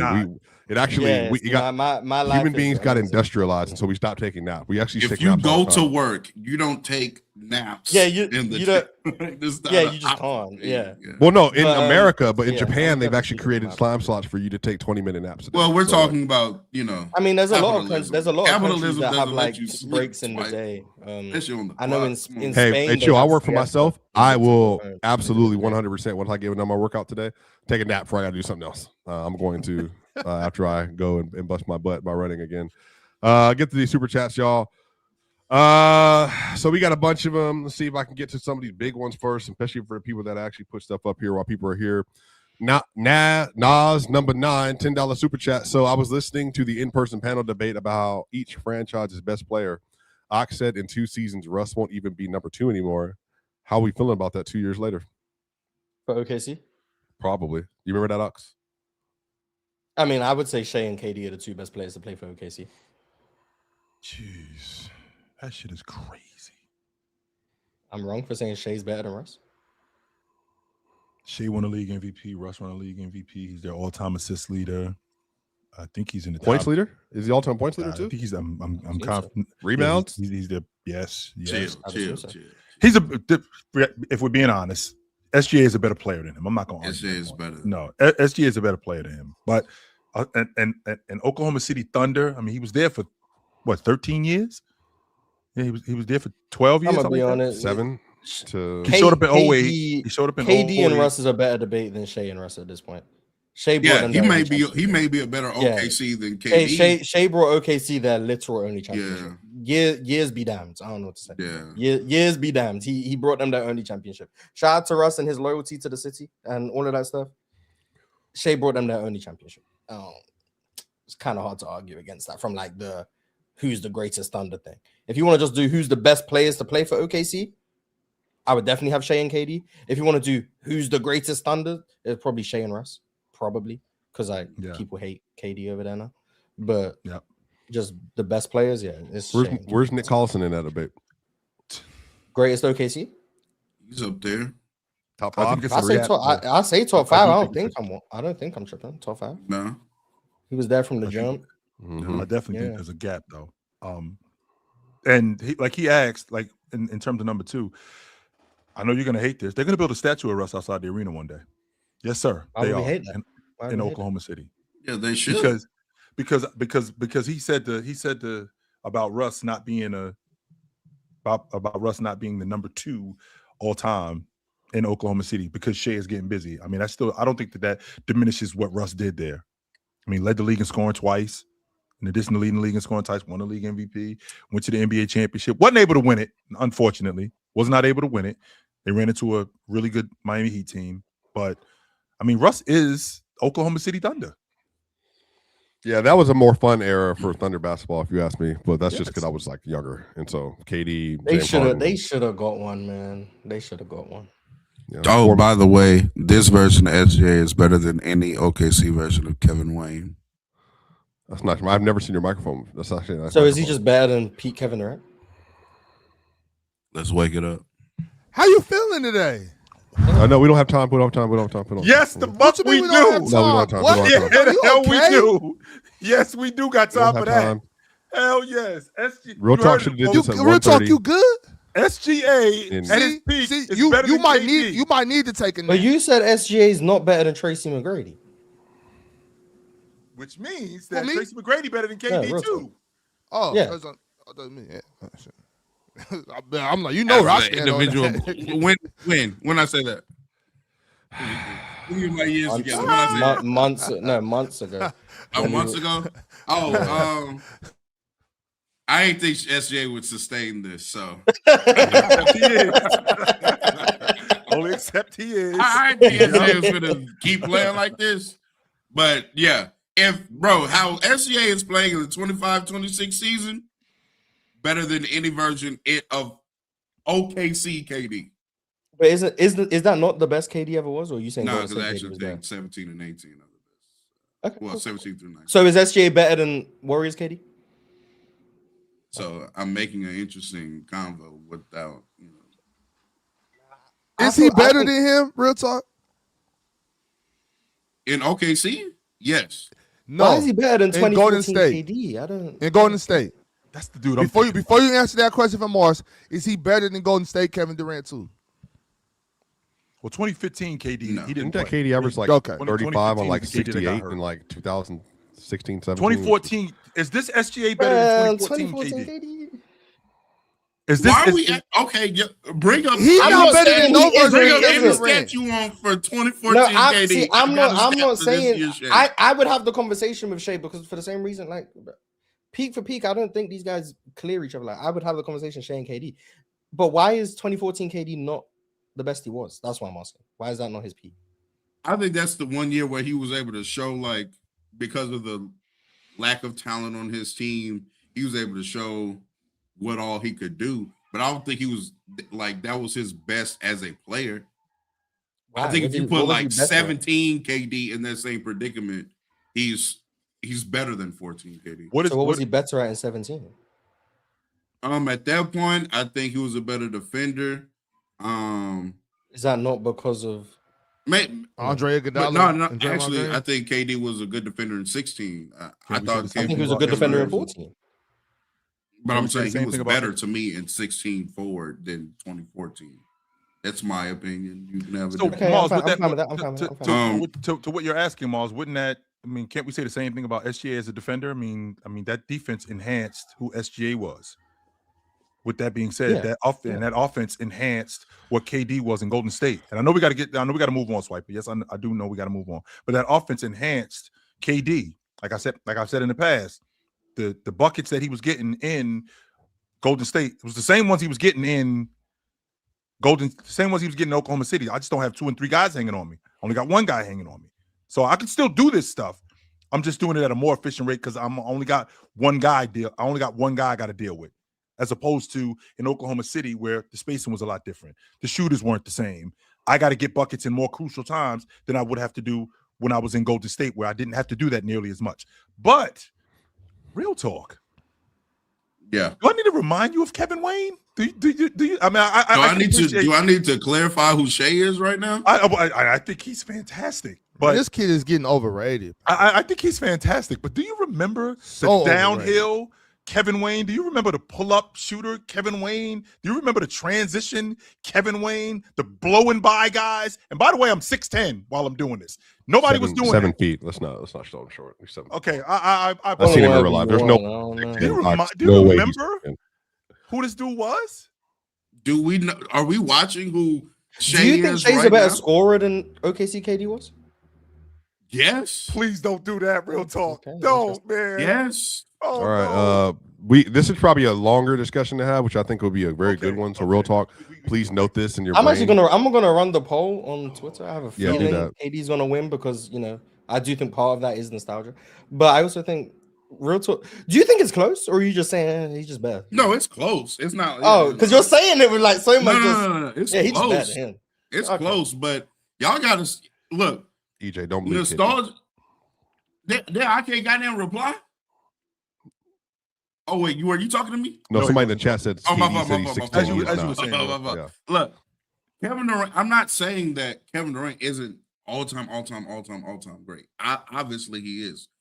This is me more so just saying that we're getting to a point where SGA is comfortably in these conversations. But do you think SGA has to get in the playoffs though? Like to get in the KD talks? Because remember, KD as a scorer was still translating. Like we last year, I don't think is a good enough run as a scorer to put SGA in those talk shit. I said, but that you said last year when I said you're saying conversation this year. I know. I said this year SGA is better than any version of Kevin Durant in OKC. And I'm standing on that. And excuse me that I think the guy that is scoring 80+% of his baskets unassisted, who's also scoring at a 67 true shooting rate, who's hitting over 50% of his mid-range shots, damn near 40% of his threes, and also damn near 90% of his free throws while not turning the ball up. Excuse me if I think that player is better than Kevin Wayne. Salute to Kevin Durant. Kevin Durant's an all-time great. So is SGA. Well, yeah, SGA shooting. What is this? But what is this unassisted thing? Like, what does that matter? Like, why does it? Why is it? I mean, he get into his own bucket. That's what. Yeah. Yeah. So Kevin Durant supposed to be harder or something? Yeah. It is. I mean, why? Typically, creation play types and unassisted buckets are less efficient than created. And just for context, Kevin Durant in that 14 season, so SGA shooting 71 at the rim, 56.7 from mid-range, 52 from long mid-range. But Kevin Durant that year in OKC was at 77.5% at the rim, 42 from short mid-range, 44 from long mid-range, 39 from three. But once again, this is 12 years ago. So I mean, I don't know what the efficiency number. I would have to do the math. 64 true shooting in 2014. Yeah, so he's more efficient, and They're more about efficient? the same. They're both like +9 relative. And by the way, Mars, that's running with Robeson and Serge and Steven Adams. Yeah. While having to also Respect take Serge. point guard Yeah, responsibility. that's tough. Real talk. We're gonna have to have the debate another day because that's There's no gonna be a debate to very be long had, one. That's a Swiper. tough one. What'd you say? There's no debate to be had. Nah, yo. I think it will be fun. I think that will be an in-depth discussion we can have when we actually dive into it a little bit. Trent 8083 $10 super chat. I watched so much college basketball this past week. W. Ron, he was right about Caleb. I don't know what happened to Cam Boozer. My guy Darius did his thing. Kingston and AJ was cooking. AJ went crazy against Houston. They lost, but AJ had an amazing game against Houston. That really helped the people who said AJ can't score against ranked opponents and all of that stuff. Yeah, he definitely scored against an elite Houston defense. Cam and Caleb was fun. Obviously, UNC came out with a win. Huge comeback win, by the way. Cam missed an open layup at the end of the game. That's ridiculous. He for sure should have made that. What's his name? Is it Trimble? Is that his name?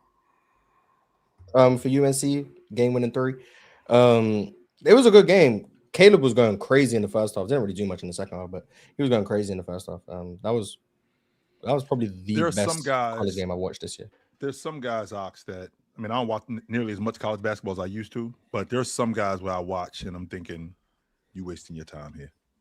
And I watch AJ and I'm like, you wasting your time here. Yeah. Ain't no reason for you to stick around here. There's nothing else that we can do for you here. Nothing. Like, he's a pro. It's a lot of really good players, man. Yes. So yeah, Shout out to this draft cycle gonna be interesting. Elijah Arenas, by the way. Yeah, I seen that he made a game winner, right? I seen that. I haven't got around to actually watching a full USC game with Elijah, but the stuff I be seeing circulating definitely looks intriguing, especially considering everything that he had to come back from. But yeah, this draft cycle gonna be interesting for sure. Yeah, man. Shout out, man. The Patriots are about to get a great player and play next to Howley and Ivica Zubac. I can't wait. Next up, we got Mythical Geodude. Great Pokemon. Thoughts on, do you know Geodude is, Joe? I don't know. You said Well, I'm just acknowledging. Your child is almost my age. So, like, I mean, did she play Pokemon? A little bit. Okay, yeah. I didn't really pay much attention to it, so I just was buying toys and shit. I got you. That's really what I was doing. I don't know what the hell it is. She'll say whatever you want. Just go to the store. There you go. I don't know. Thoughts on comparing Cooper to past rookies like LeBron and Luka? Bron shouldn't even be a combo, in my opinion. Bron is much better. I still think Luka was better too. What do y'all think? I'm gonna stay away from talking about Bron because I say anything it's gonna be hate. So I think Cooper is fantastic as a rookie. I mean, in terms of him being, I mean, I know that's what we do around here. We compare guys to other guys from the past. But yeah, I mean, with that being said, I mean, Cooper looks like if you're trying to build a unit, this is the dude you build your unit around. This is the guy that you build your unit around. Big time wing, get to the rim. Great.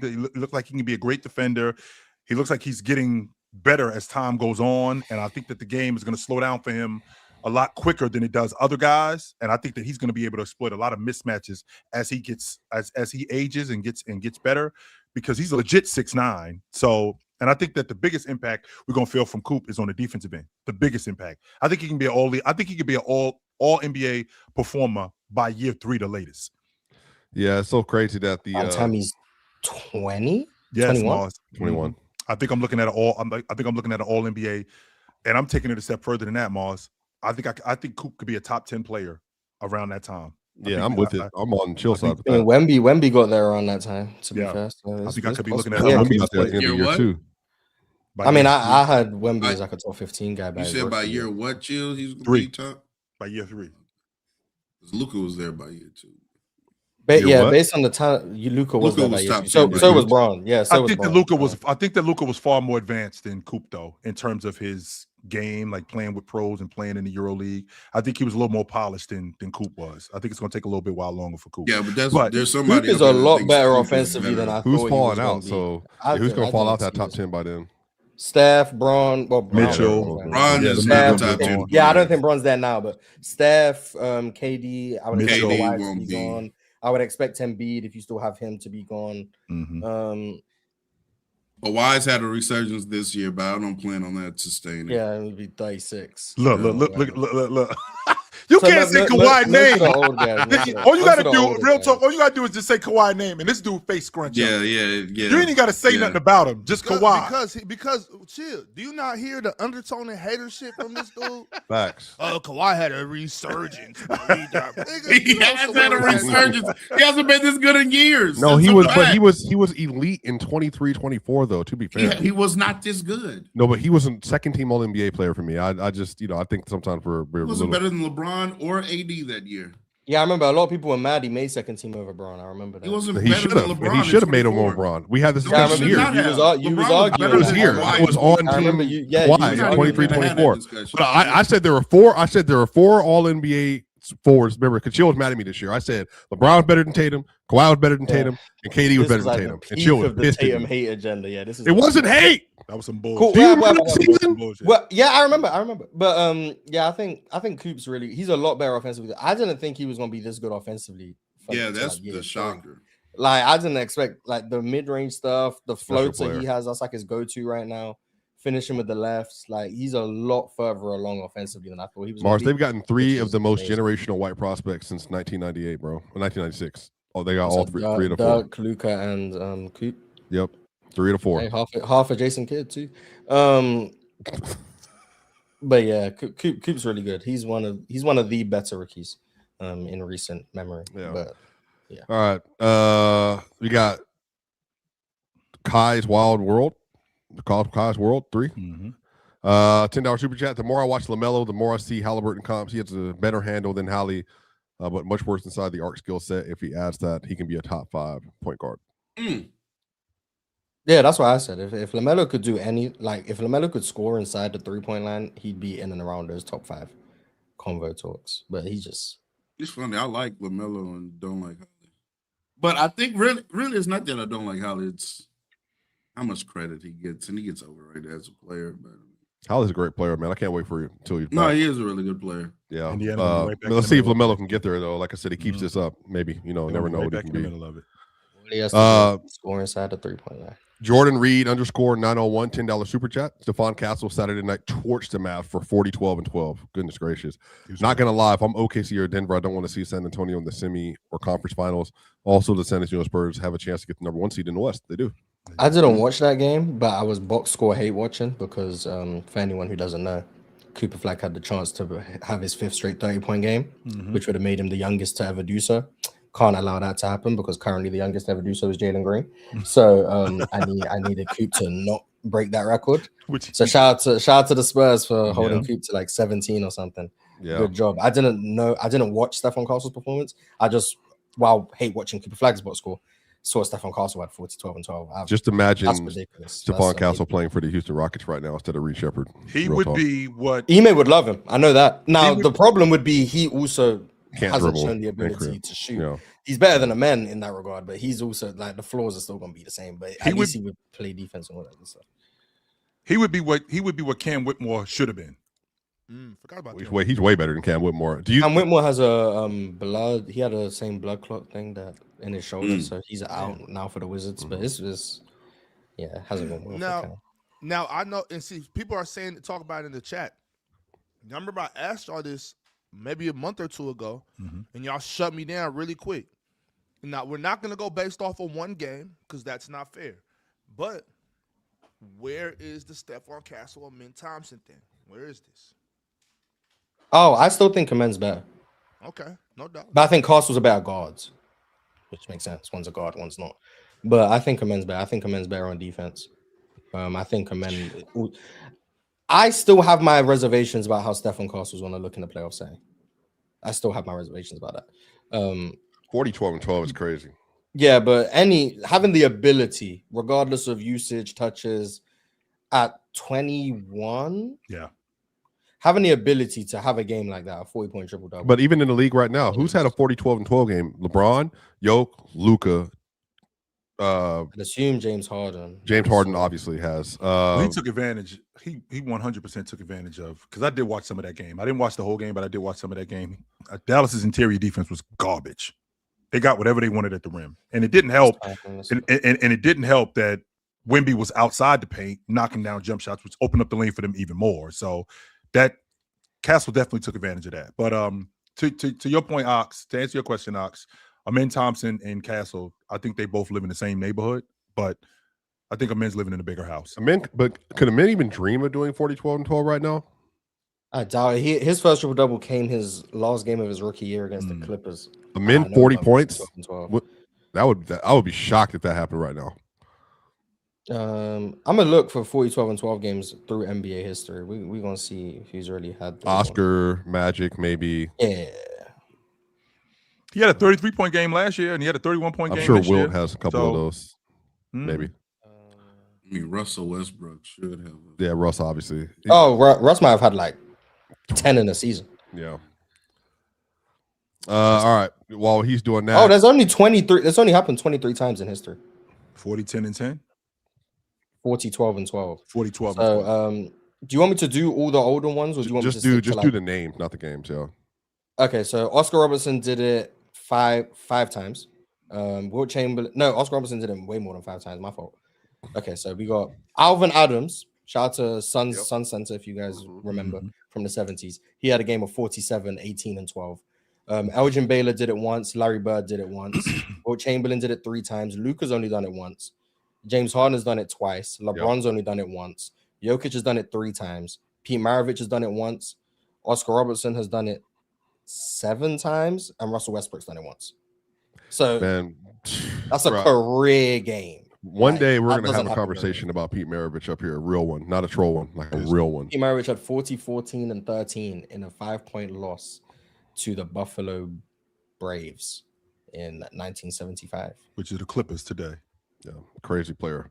All right, next super chat. W Ball Out highlights, $10 super chat. No way Ron ain't show up because he was drunk out his A yesterday from the Seahawks winning it all. And yo, chill, Harden and D Mitch looked good the other day versus the Kings. It's the Kings, but still.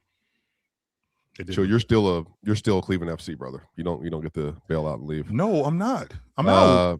David X Goliath, $10 super chat. Shout out to the entire PC family and big shout out to my guys Ox, JD, and Ron for helping me celebrate my birthday. I've been a long-time reviewer for years and love the content. P and W, we up. Go Hawks. Pacific Northwest. PNW. Okay. There's been 4 playoff games where 40, 12, and 12 has happened. Shout out to David. What? Happy birthday to you again. There's been 4 playoff games where someone had 40, 12, and 12.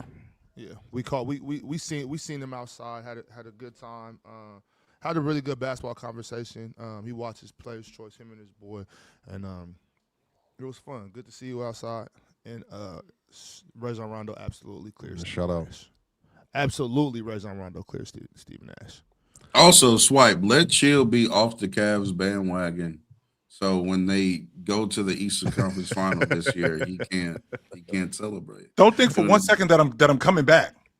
If they we're not going to let you. If the Cavs win the title, you're going to apologize? If the Cavs win the title, you're going to 100%. I'll be like, you know what? I was wrong. No, what if just the Eastern? Yes, I will. They haven't done that. They get to the Eastern Conference Finals, you got to apologize. Yes. Okay. Another one for W Ball Out highlights. Thank you. Another $10 super chat. Fun fact: if Smart doesn't go 1 for 10 or Rozier 4 for 14, Tatum takes out Braun as a rookie. Also, what player or moment made y'all fall in love with the NBA? Mine's watching KG play. So 2 things, 2-parter there. 18, chill. Tatum would have beat LeBron, and then your favorite moment that made you fall in love with the NBA. Oh, it's Jordan for me. I mean, that's not even a question. Yes, Jordan. It was Doc. That's what Steph Curry highlights. That's really what it was. Yeah. Real talk, was it for you, Hakeem Olajuwon? No, my first favorite player in the league was Tracy McGrady, and then it was Kobe Bryant after. So the story of how that happened is I was a T-Mac fan. I wore my T-Mac. Houston T-Mac? Yeah, Houston T-Mac. Yeah, okay. Houston T-Mac. And so my dad was like, hey, taking you to a game, we're going to go see. He's always been a Laker fan. I was not always a Laker fan. He took me to a game. I was talking trash to him. Oh, man, T-Mac finna bust Kobe ass. We go to the game. First half, Kobe chilling for real. Like, he playing, but he not doing nothing special. However, he is guarding McGrady, and McGrady is not scoring the ball well. So I'm like, T-Mac will pick it up in a second. Kobe ain't really doing that. So I'm talking to him like, hey, this is the guy that you was like hyping up. He ain't even doing that. Man, second half of that game start, chill. Hey, I know how y'all been to an away game, and so like when the away team scores, the announcer says whatever just happened very monotone. Yeah, Kobe Bryant, another shooter. Yeah, the rest of all the second half was Kobe Bryant for 2, 3-pointer, Kobe Bryant with the dunk, Kobe Bryant for 3. I was like they was just waiting for this to happen. Like, here we go. And T-Mac not responding either. He's still having a bad game. From that day forward, I've been a Kobe fan. Somebody flew into your city, beat your hometown team, and you abandoned your loyalties. Yep. From that day shout out forward, to Pistons fans who joined the Yeah, LeBron exactly. bandwagon. He just shout out to Bordeaux and Will, the real Houston fans out there who never switched up. Shout out to y'all. Shout out to my people, man. Pasoj, $10 super chat. You're muted, Ox. Well, hold on, because they, you know what I'm saying. Obviously, like most of us, a lot of us, what made us love the NBA was Penny Hardaway and Scottie Pippen. Oh yeah, pass. Yeah, Penny Sprite. They were watching the Bulls and they came away like, damn, that's Scottie Pippen. Agree. Hell yeah, Scottie Pippen, Penny Hardaway, Tony Kukoc. Man, those was the days. You love all these point forwards, huh? Those were the days. Yo, Tony Kukoc's cold. You couldn't tell me no different. Hey, if y'all don't know about Tony Kukoc, man, I'll tell you what. Well, y'all better go back and watch Tony Kukoc play basketball. Facts. That GM for the Bulls at that time, he what's his name, Jerry Krause or whatever. Krause, yeah. Bro, he gets a lot of pushback, and I'm like, bro, he like orchestrated the best team ever. I don't know how they booed him when his wife came to appear for him, which was that's crazy. Yeah, I couldn't believe they did that. He was one of the first ones, like really looking overseas to see who balling over there, brought him back over here, got Dennis Rodman to replace the Horace. Like, I don't know how he looked at negatively. I don't understand. Because he wasn't going to bring them back in '99. Yeah. Because after 6 chips. Yeah, it could have been 7. What was that documentary called?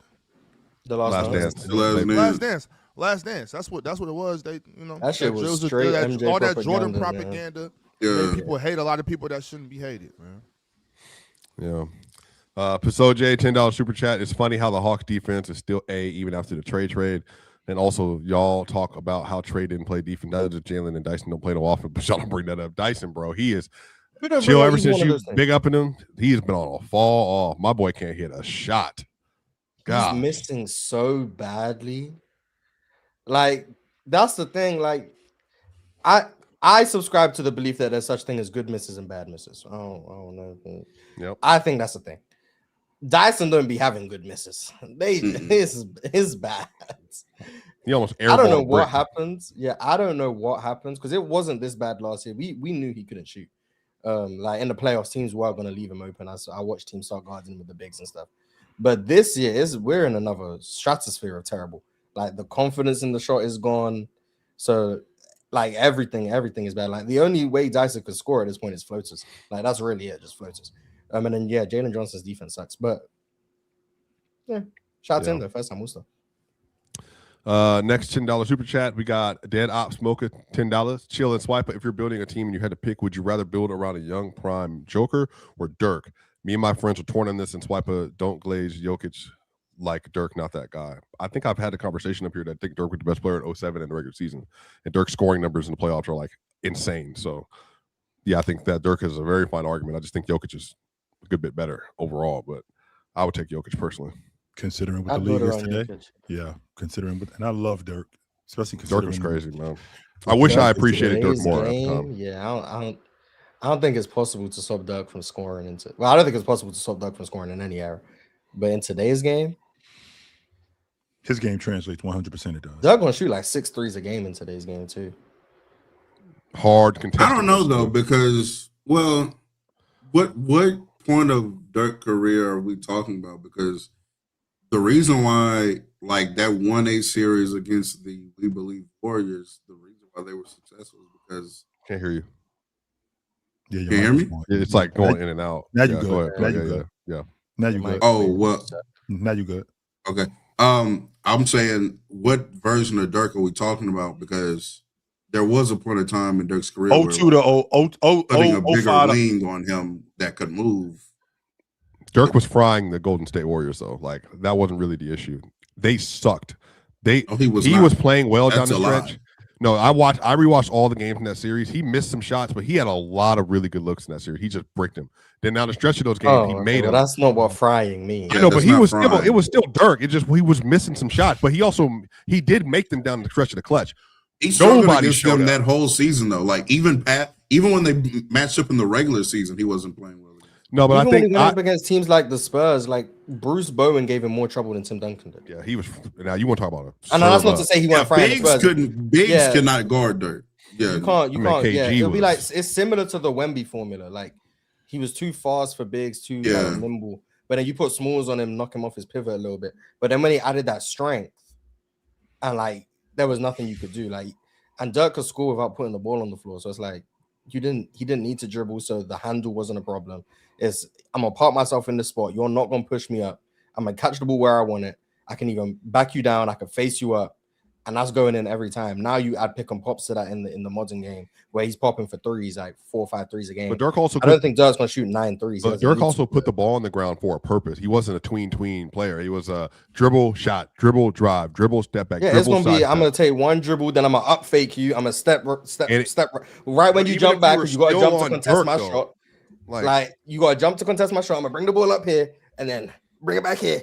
And that's he still made it. Yeah, like I'm still. That version of Dirk is killing today, but like wing version, I don't think is like young athletic. If Dirk walked in the league as a rookie right now, he'll do great in the regular season. Young athletic Dirk, playoffs. We'll see. I mean, I think if Dirk was a number one, if he was a number one overall prospect right now, walking in the league, and then he got a chance to really work on that ball handling, I think Dirk could have been even better. I mean, he'd probably be better today than he was then. He'd be the best player in the NBA. Because Dirk's passing was always going to be a problem, so you didn't want to do all of that. Dirk was crazy, though. I'm not going to lie. Like, Dirk was nuts. What they going to do with Dirk? You think Dirk would be the best player in the NBA? What they going to do with Dirk? Like, what, I don't know. I don't know how you got Dirk. I don't know. Real talk, what can they do? Absolutely nothing but just watch him. What are they doing with Jokic? To be fair, Dirk on defense in today's game, they bringing him in action. That's gonna get spooky. Whoa! Well, not the whole career. When he was young, he could move, but like when he got older, it was. They're putting Dirk in action. Dirk was never some. Yeah. No, Dirk was mobile. Again, I try to break myths here. Dirk was mobile. He just wasn't mobile. He got when he got to 2009, 10, then mobility. He had lower body injuries that affected him. But then he got Tyson Chandler. Didn't matter. And then he got Josh Howard. Didn't matter. Like it just didn't matter anymore. By the way, Dirk also gonna get to the line 10 times a game and shoot 90%. They will never respect. That's a fact. Y'all don't care about defense anyway, so you're mute. So but you do. So y'all don't. So I don't. You think Dirk a better defender than Jokic? Yes, absolutely. Okay. Who do you think a better offensive player though? Dirk. Yeah, remember he doesn't think. And so yes, I'm saying Dirk's better than Jokic. Yes, that's what I'm saying. Real talk. I mean, you say I would hope you would say Dirk's better than Jokic. Yeah, based on things you said previously, I would hope you would. Wait, you have Dirk better than Giannis? All right, hold on. Move super chat. We ain't got time. Drink more water. I forgot Milwaukee. You know what? On my all-time list, I got him over Giannis. I do. Drink more water. Milwaukee. $10 super chat. With Harden now playing with Donovan Mitchell, I need to ask who's been Harden's best guard teammate since his superstardom. He played with Russell Westbrook, Kyrie Irving, CP3, Tyrese Maxey, now Mitchell. To me, it's Chris Paul. That's a lot of talent. Are we saying like when he played with them? Yeah, I think 2018 Chris Paul is the best guard he's played with. Oh, that's right. This year, Donovan Mitchell. I'm thinking about Chris Paul in Oklahoma City. I'm tripping. I think it's this year Donovan Mitchell. If it's when he played with them. Yeah.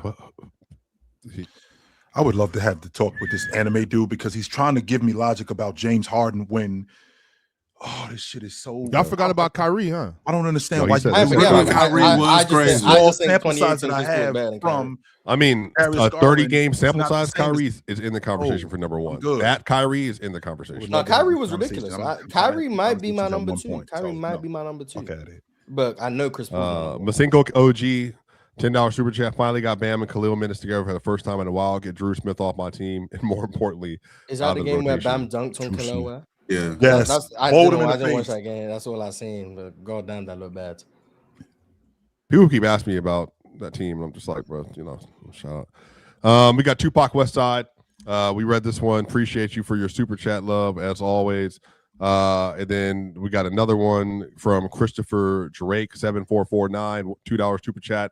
What's the gap between Cade and LaMelo? Oh, LaMelo. LaMelo. Okay.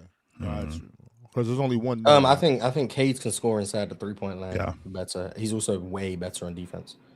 I mean, Cade Probably is more better players. than any Melo that we know. Okay, I'm Hey, so on sick of troll alert. Woo, woo, troll woo, alert. woo, Yeah, woo, woo. Move on. If you think I'm trolling, that's on you. I'm just gonna say that. DC 20290, $5 super chat. What y'all think of Elijah so far? Gilson looking to make some noise for the top 10 spot in the draft. Also, will y'all be covering March Madness? Go UConn. Boy, I'm gonna be watching it. UConn win the championship again. We got to have a different conversation about my man, Who? Coach Dan Hurley. I doubt they're gonna win. I haven't been paying too much attention to UConn, but I doubt it. They Arizona look. They just took that L to St. John's, right? Yeah, they just lost to St. John, which is that. Arizona look those like type of losses right now ain't that big a deal. That those kind of wake you up. And they were undefeated in the Big East before they lost to St. John's. Those undefeated. are those Undefeated losses. Arizona that look flip tough the- to flip the beat season. right now. That's They why do. I'm at. They got it. Arizona Like I look told you tough about to that big light skinned kid they got. Yeah, he Go with Pete. yeah. Yeah, He's grown. Arizona looked tough to beat. Duke Mhm. looked like a tough team to beat. I know they just lost, but Duke looked tough. Yeah, absolutely. There's some good teams. From what I see. $2 Houston. super chat. Maury4839. What's your opinion on the recent convo on tanking? I don't have a problem with tanking, but a lot of people are mad about it. Starting to realize Mars doesn't have a It's problem just- with a lot of things. It's just not disrespectful. It's just disrespectful to the game. It's disrespectful to the players. It's disrespectful to the fans. It's disrespectful. The Jazz didn't play any of their starters for an entire quarter the other day, and Jaren Jackson Jr. and Lauren Markin had 49 points combined in the first three quarters. So I think that's the kind of stuff that they're talking about.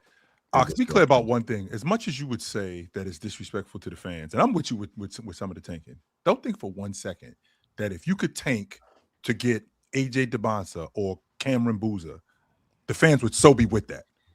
If you could tank to get Tim Duncan, the fans would absolutely be with that. If you could tank to get Shaq, the fans would absolutely, but they would 100% all be fans- with that. All Yes, they fans would. aren't created equal. I'm talking about people with integrity. I'm talking about people with nuts. You know what I'm saying? Those guys chill. They have no balls. If there's a draft system, it makes no sense for teams that would otherwise be an 11 seed to not try and get the best draft pick possible. If they're trying to eventually be competitive, it's just tanking is the only logical way for that to work, in my opinion. Unless you're like a free agent destination. But if you're not, I don't know how else you're meant to become competitive without drafting generational talents. And the way you draft generational talents is by being in the lottery. It's just that's the way the NBA is. That's the way the NBA set up the system. That's how the Warriors. Like I don't know what you're meant to do without removing the draft lottery, which once again I have no problem with. But that's it. Like it doesn't. What else? How else are they meant to get good players? Yep. I do think there's a difference though between like tanking as far as we have a bad team and so we're gonna lose games. And what like Utah just did. Like that's different. Like actively like trying to lose the game purposely is different from then like, we're just a bad unit. Being bad. Yeah, like let's purposely put together like a bad team, I guess, and then they'll just go out there and bad. You know what I'm saying? If that's my thing, if you have a good enough team to compete, then compete. If you can, but you clearly don't. That's why you're at the bottom of the West. If you don't, then you don't have to bench players in the middle of the third quarter and the fourth quarter. Benching players so that you have to lose means that these guys are good enough to win. That's what that means. Energized $5 super chat. If Kerr were to move on from Golden State Warriors, would this Hornets team make sense for him? Charlotte is showing me shades of young Warriors team on the horizon. on top of that, Anyway. my thing with that even further is like I said with the fans. See, I wasn't when I was growing up. We couldn't just go to a bunch of NBA games. You know what I'm saying? We used to go to a lot of WNBA games because it was cheaper. But we didn't just go to a lot of NBA games. You know what I'm saying? So it was like if you come from a working class household where you got a family, might be a family of 4, 3, 5, whatever. You can't just cash out $400 and just go to a bunch of basketball games. So when you do that, and then players aren't playing, that shit is corny. It's like, okay, so we're teams are cheap anyway. Right. Mars, regardless, it's still just because like how cheap do you think these tickets are? And ain't nobody Oh no, I keep seeing on my timeline. Wait. My thing is I'm not going to the game to sit with my back against the concrete. You know what I'm saying? Like if that's the case, bro, I'm watching the game at home and I'm gonna have a great time watching the game at home. So I'm saying is like the tickets, if you're gonna spend at least $300 if you got a family of 4. At least. And that's still in the second balcony. You know what I'm saying? So what do you say?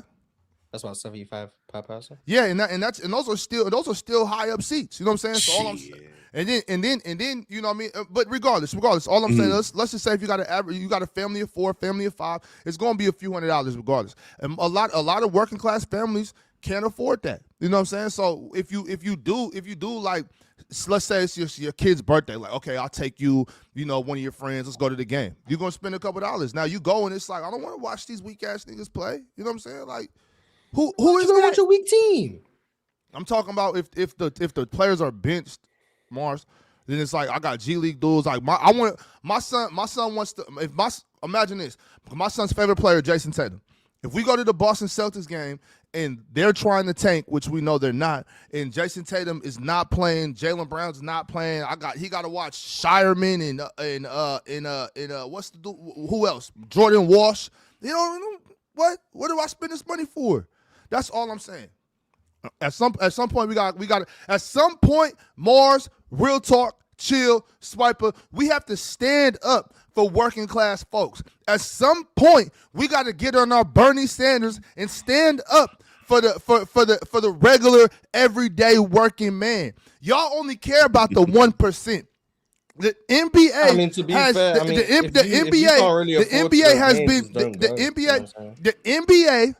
the NBA has conformed to only care about the 1%. What about the everyday working man? What about the regular 9-to-5ers? What about the people? Do we not? This is America. Do we not care about the people? We only care about the 1%. Pitiful. I mean, if you can't afford to go to an NBA game, no one's forcing you to. That's number one. Number two. This isn't a mandatory endeavor. Yes, Swiper. Yes. If you can't, that's ridiculous. And Real Talk doesn't even support that. If you can't afford to go to an NBA game, no one's forcing. No, Real Talk. Don't. It's not. But Mars, that's what I'm saying. And see, Mars, first of all, Mars, that is such an elitist mindset. First of all, second of all, what I'm saying is, if you are financially responsible and you set aside a couple of dollars out of every paycheck, so whether you can save up and take your son and one of his friends to a basketball game for his birthday, you can afford it. You can afford it. I'm not talking about people missing meals to go watch basketball. I'm talking about people that are being responsible. Like, hey, I can save up $20 out of each paycheck. Boom, take my kid to a game in January. Very serious, dude. $69 Ox is a man of the people. You know what I mean? What I was going to say I is always like clapping for billionaires. I'm saying don't go to the games. How does that help the billionaire? You just said a statement to my counterpoint to some people can't afford to go to the game is don't spend money to go to the game. How does that help the billionaires? What? Right. And Mars, I agree with that. I agree with that. If you can't afford certain things, don't try to live outside of your means and then complain about it later. I agree with you on that. But I'm talking about people that are responsible and they're like, okay, we were able to afford it. Maybe we got a Christmas bonus or something. I'm like, hey, I'll take my kid to go see that. And then boom, this player's not playing. That player's not playing. I'm just saying, what about the everyday person? What about the working man that can't afford season tickets? What about those the middle class Americans? I just don't think. Do we not matter anymore? Do we not in this America? Do we not matter? Because they know what's going on. The middle class just doesn't matter. I don't think Wizards fans are going to every game expecting to see Like, I don't think they're like, oh man, why is Trae Young not playing? I think like they Gotta know get what's to going these on. super chats, y'all. Nets Unless fans Aki want knows to what's finish for going me. on. Like, Like, they know what their teams are doing. Do you ahead, not Real see talk. my finger? Well, Yeah, go he's ahead, going to Real move on. He wants to get out of it. So No, I was go going to ahead, say, when you're a team that's tanking and you're that bad anyway, like to Ox's example though, like you're not going there to see that team. Most of the time, like when the Rockets were really, really bad, number one, the tickets were dirt cheap. By the way, like you could that was a good little low key play with a date down here in Houston because she'll mess around, think you got some coin for real, but these tickets dead ass. She was there, but also you're going there to see who they're playing. It's not like nobody was going to the Rockets game to see. Get 40. That's what you know what I'm saying. Yeah, like you're going to go see the Lakers or the Celtics. But then that's not tanking. I'm talking about those players. That's load management. That's a different. Right, and that's but because they're playing a tanking team. You know what I'm saying? But that's all right. Yeah. Whatever. Wait, we're gonna blame the tanking for load management? I think we all get exactly my point. I think we all understand. I got some. I mean, I think having a problem with load management is different than having a problem with tanking. If you're going to say the Stars are going to sit out against tanking, I have a problem with both. No, that's fine. Yeah, that's fine. I'm not saying you can't. I'm saying I just think they're two different things. But you can have a problem with both for sure. But I just think if a Stars not playing against a tanking team, that's Mars, what happened to competitors though, Mars? Like what happened to people? Well, I think the players want to compete. It's the franchise. It's bullshit, man. Like it ain't bullshit. Yes, it ain't bullshit. I don't think players. It was your generation that started this shit, chill. Y'all the ones that started that invented participation trophies, and that's why these kids are not competitors anymore. That's not why kids aren't competitive. That's bullshit. Kids aren't competitive is because people don't make them competitive. Has nothing to do with a sorry ass team not being able to win games and deciding that we want a higher draft pick, so we're not going to put our players on the floor so we can get one. That ain't got nothing to do with it. You know what it has to do with, Ox? Having your boy sit on the fucking couch because he's playing iPads all day. Having your kid being able to watch cartoons on that big ass TV. That's what these guys are sitting in the house doing all day long. And they got shit to do. And they're not competitors no more. It's bullshit. That bullshit. And that's what I'm saying, chill. What happened? That's my question. What happened to competitors? It ain't got nothing to do with my generation. People don't want to compete no more. Nothing to do with my generation. But you're accepting it, chill. You are not. Y'all are not. You are not. You're the one raising these kids. You are not. You are it's not your putting generation raising this generation. You are not putting your foot down, chill. You have to demand more from these folks, chill. And you can't just turn your cheek to it.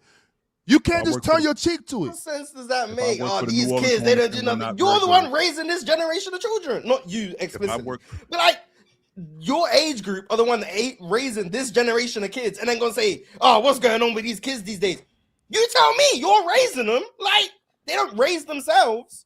So if they not being competitive, why are you not raising them that way? Why are you allowing them to sit in the house all day and do nothing? Why are you allowing them to not be on these sports teams? Why are you allowing all of these things to happen? You're the one raising them.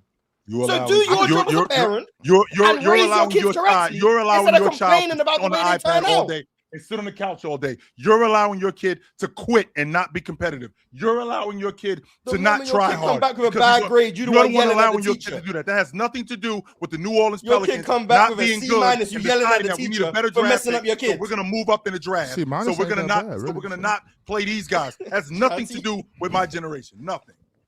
It makes no sense. You raising the generation and gonna complain about what they turn into. Like, all right, Ox. God damn, accountability escaping. Later. I got you, Swiper. I got you. All right, I appreciate y'all, man.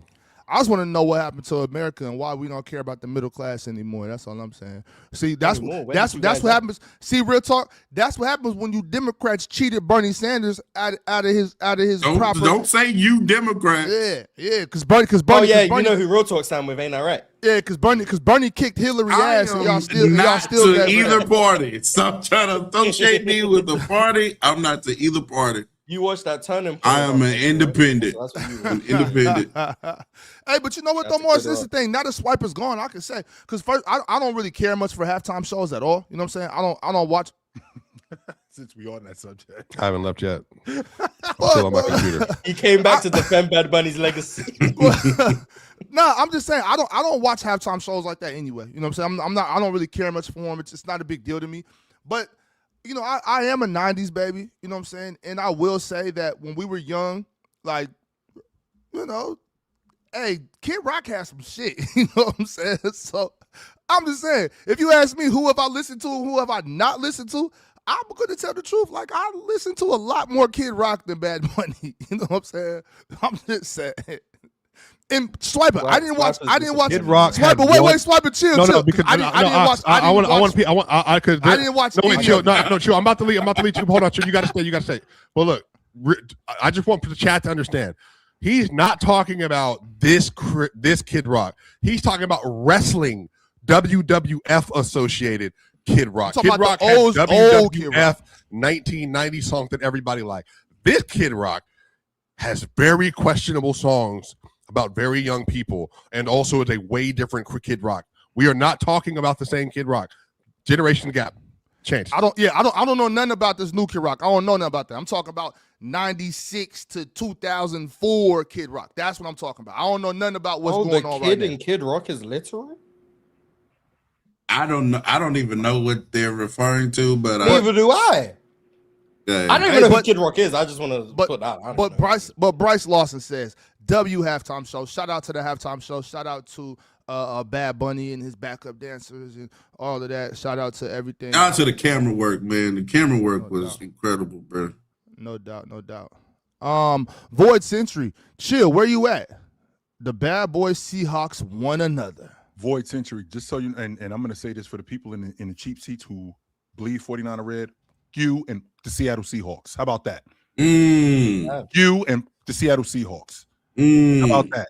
Now, that's where I'm at. I'm right here saying you and the Seattle Seahawks. That's where we at with That's it. where I'm at. Damn. Yo, chat. What I'm saying is, if y'all youngsters don't know, like in '98, real talk. I'm sorry. In '98, like Kid Rock had some shit. I don't care what y'all say. If y'all wasn't around, don't just leave it alone. I'm not supporting none of this other stuff. I'm just saying, bro. If y'all wasn't there, it was going crazy. Quan 103. Ron ain't go to sleep yet. WPC. Probably, I don't know. If he did, it's because he passed out. It when he go to sleep voluntarily. Man, I woke up. Me and Swiper woke up to text messages from 3:45 in the morning talking about one of y'all gonna have to host tomorrow. and mind you, on Saturday night, Ron was down here with me, so you know he got to get some rest because Saturday night, Sunday night, you know. What I mean?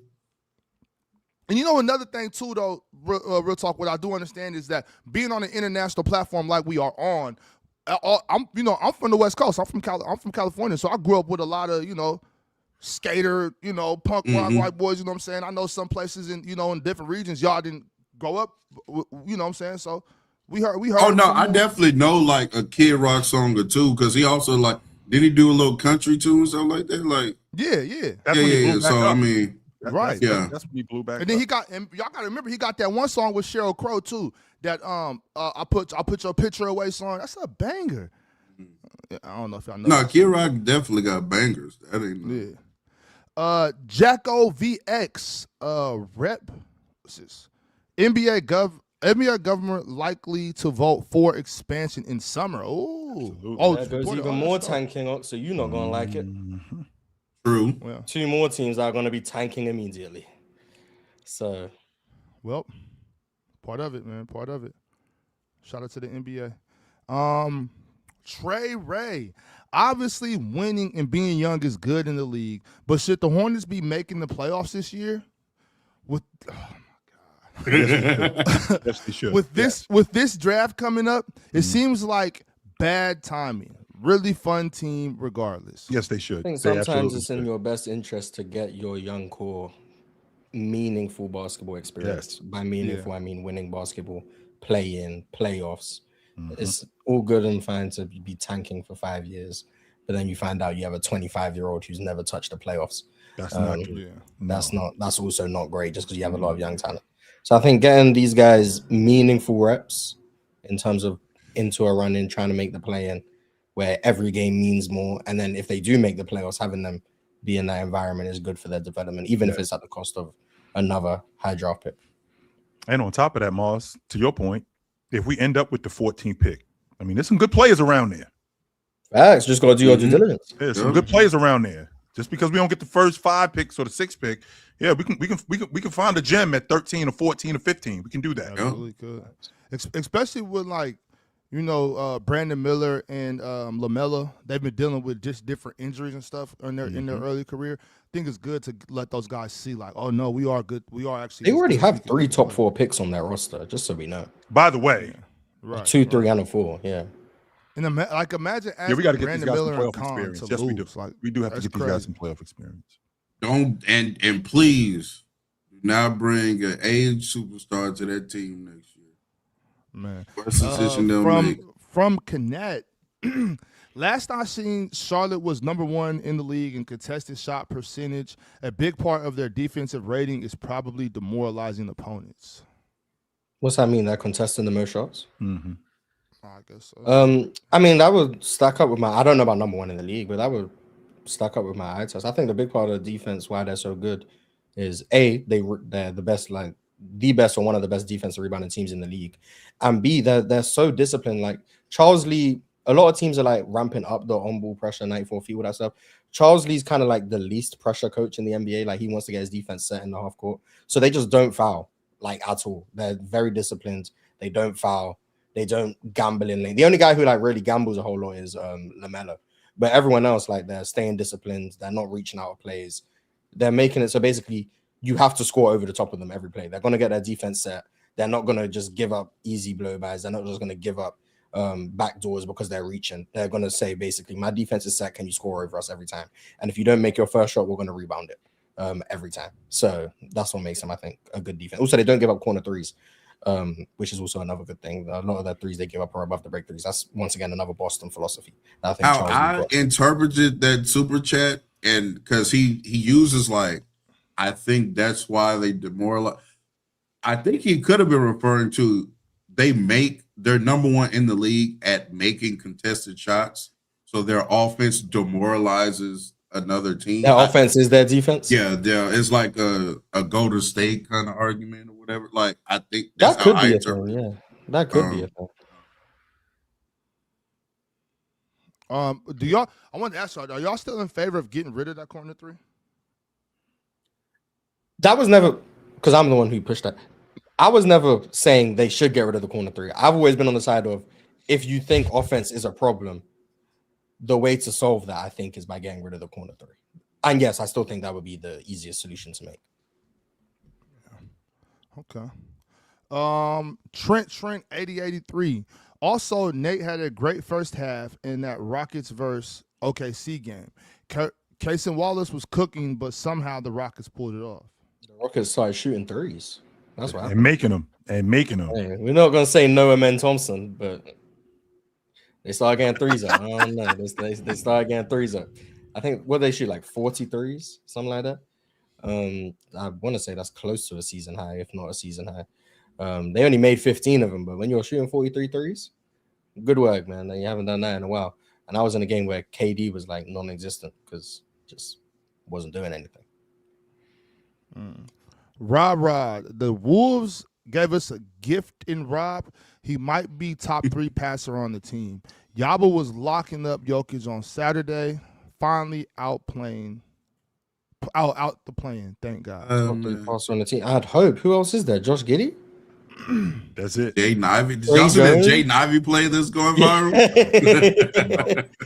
Yeah, Josh Giddey and Trey Jones. Who else would even be in that conversation? Yuki? Because I've seen Yuki been getting some minutes for them. And you bring in a point guard to say, yo, he might be top 3. What the fuck? Ain't he supposed to be that? Yeah, the fact that he's your third best passer is already what the hell? Yeah, that's the problem. Especially when you're not on a roster that has like Luka Doncic and LeBron. Like, right. Trey Jones. Tupac West Side. Kareem did yoga, and that helped him stay in the league for a long time. He did do that, yes. Mm-hmm. Probably a lot of NBA players who did yoga and didn't stay in the league a long time. Mm-hmm. And a lot of injuries are luck-based, man. Yeah, and we do have to accept the fact that a lot of the way the guys are put together, it's just the way that they are. And it's really not. I'm not saying you can't do things to help your odds or decrease your odds. Like, obviously, a good diet will help you. Doing things like yoga and stretching, all that stuff will help you. But at the end of the day, if you're brittle, you're brittle. And ain't nothing you could do about it. Yeah, there's definitely certain things you can do to help prevent, but like you said, man, sometimes it's just unavoidable. It just happens, man. Sometimes you're laying on the stanchion, break your leg like PJ. Just you never know, man. Never know. Oh God, that was so terrible. That was so ugly. IRL time 98. How do y'all think Ace Bailey fits with this new look Jazz? Is there more pressure on rookies coming in? NBA ready? Due to how quickly rosters change. On competitive teams, I would say yeah, like late first round picks, whatever. But like lottery picks, no, I wouldn't say there's more pressure. But if you're trying to compete, yeah, you gotta be ready to compete from day one. Yep. Quick question for y'all, because now it's got me thinking. Because after PG did that, why do your mic keep going in and out, bro? Oh, why don't they move courtside back? Why is it so close? I just feel like that's an accident waiting to happen. It wouldn't be courtside. That's why it's that. I mean, they ended up moving it back from the basket, which I could get with that. But on the sideline, nah. That's that. Those people want to be a part of the action. But I'm not saying remove it completely. I'm just saying like you're talking about move it back. I know what you're talking about. Move it back a little bit. Like I feel like they'd be like right there, and it's they'd be right. I don't think on the sides of the court is much of a problem. I think they're kind of. I could see maybe like a foot back, maybe like a foot or so. Yeah, but the biggest thing that I'll be worried about with the sideline is like people spilling a drink or something. Yeah, like somebody slipping on it. Those are the main things, and then we could clean that up. That ain't no big deal. We can clean that up. Yeah. I mean, and once again, I don't think it really ever happens. It doesn't really turn into much of an issue. Yeah. But I don't think the sideline's too much of a problem. And like you said, Chill, they didn't move back like on the baseline and stuff. Mm-hmm. They did that. So, where are we right here? Too Clutch Corey. I beg we get some Stephon Castle love. Youngest player in history to get 40, 12, and 12. On crazy efficiency, the mid-range catch and shoot three looked good. Yep. Yeah, we definitely did. Wait, was he the youngest? Let me just check. I've said it, but I want to fact check just in case. The youngest person to ever do it, Stephon Castle. There you go. A whole year. Mm-hmm. Who was the previous youngest? Oscar Robertson. Stat inflation, not moved. Oh, wait, hold on. Luka might have done it in the playoffs at a younger age. Bear with me. Oh. Nope. He beat Luka by about 80 days, so about 2 months. He's close. But Luka did it in the playoffs at 21. Mm-hmm. He's close. Against the Clippers, for anyone who remembers that game-winning three he made. He had 43, 17, and 13. Do y'all remember how we were talking about Luka Doncic? Like, in 20... I thought Luka was the best in the world when I seen him do that. But no, I'm saying like it was kind of all agreed upon. We're like, oh yeah, this guy kind of is pacing to be like a top 10 player ever. That's how he was. Yeah, he was first team All NBA. His career. That was his trajectory. Yeah. And now look, he's just a disappointment. Yeah, now everybody like, oh, he doesn't have any hardware. I'm like, I guess. Like he was hating on him 6 weeks ago. Cool. I wasn't hating. I was speaking reality about how he was playing. Thank you. Gunny L. Neck, the mini mental gymnastics for Jokic's MVP has got me tired of the award. I don't remember ever being this exhausting. Maybe you're just more invested now. You know, when you don't care about something as much, it weighs on you a little less. When you start caring about stuff, you know, it gets a little exhausting. So my life has been so peaceful since I stopped caring about like the outcome of these awards. Imagine my stress level going down because I don't care about the All-Pro team. Like whoever wins it, man. I can say I disagree with it. I can say some of these decisions are terrible, and leave it at that because I promise. Sixth man of the year. I don't give a fuck about. Oh man, my guy didn't win the MVP. Honestly, Chill. You know what? I have been so carefree on the NBA, But then in 2020, the 2022-23 season, in the 23-24 season, my goodness, my stress levels was up. I've been so chill this season. Like, I don't give a shit about nothing this season. I'm just watching good basketball. Imagine if Sacramento was at the top of the Western Conference, yo. Exactly. Ox blood pressure would be up. It reminds me of the 2010s. Like, I was just enjoying basketball, and then shit just got a little wicked for 2 seasons, and now I'm just back. Like, I'm just enjoying this shit The again. wicked era was when they were actually good. Exactly. You know, I remember this bliss. Like, I'm back, yo. I'm back. I'm really enjoying this because that 2023 season, 2024 season, I was a little bit high strung. The chat was calling me emotional and sensitive and shit, but now I'm chilling. Like, shit is funny. Like this dude, Drink More Water, said it's actually good for your health when your favorite team ain't that good. That's bullshit. Because on my live, I got a dude he a Hornets fan. He comes into my live specifically for therapy. His name is Lean. He said he comes in to talk to me for therapy. Well, they're good now. Yes. Hey, I'm chilling, Isaiah Evans. I'm not live, but did I just hear Real Talk use PRA to defend Ant, but hate on Luka fans? I didn't use an R or an A. All I said was P? Yeah, I just used the P. But he was pause if needed.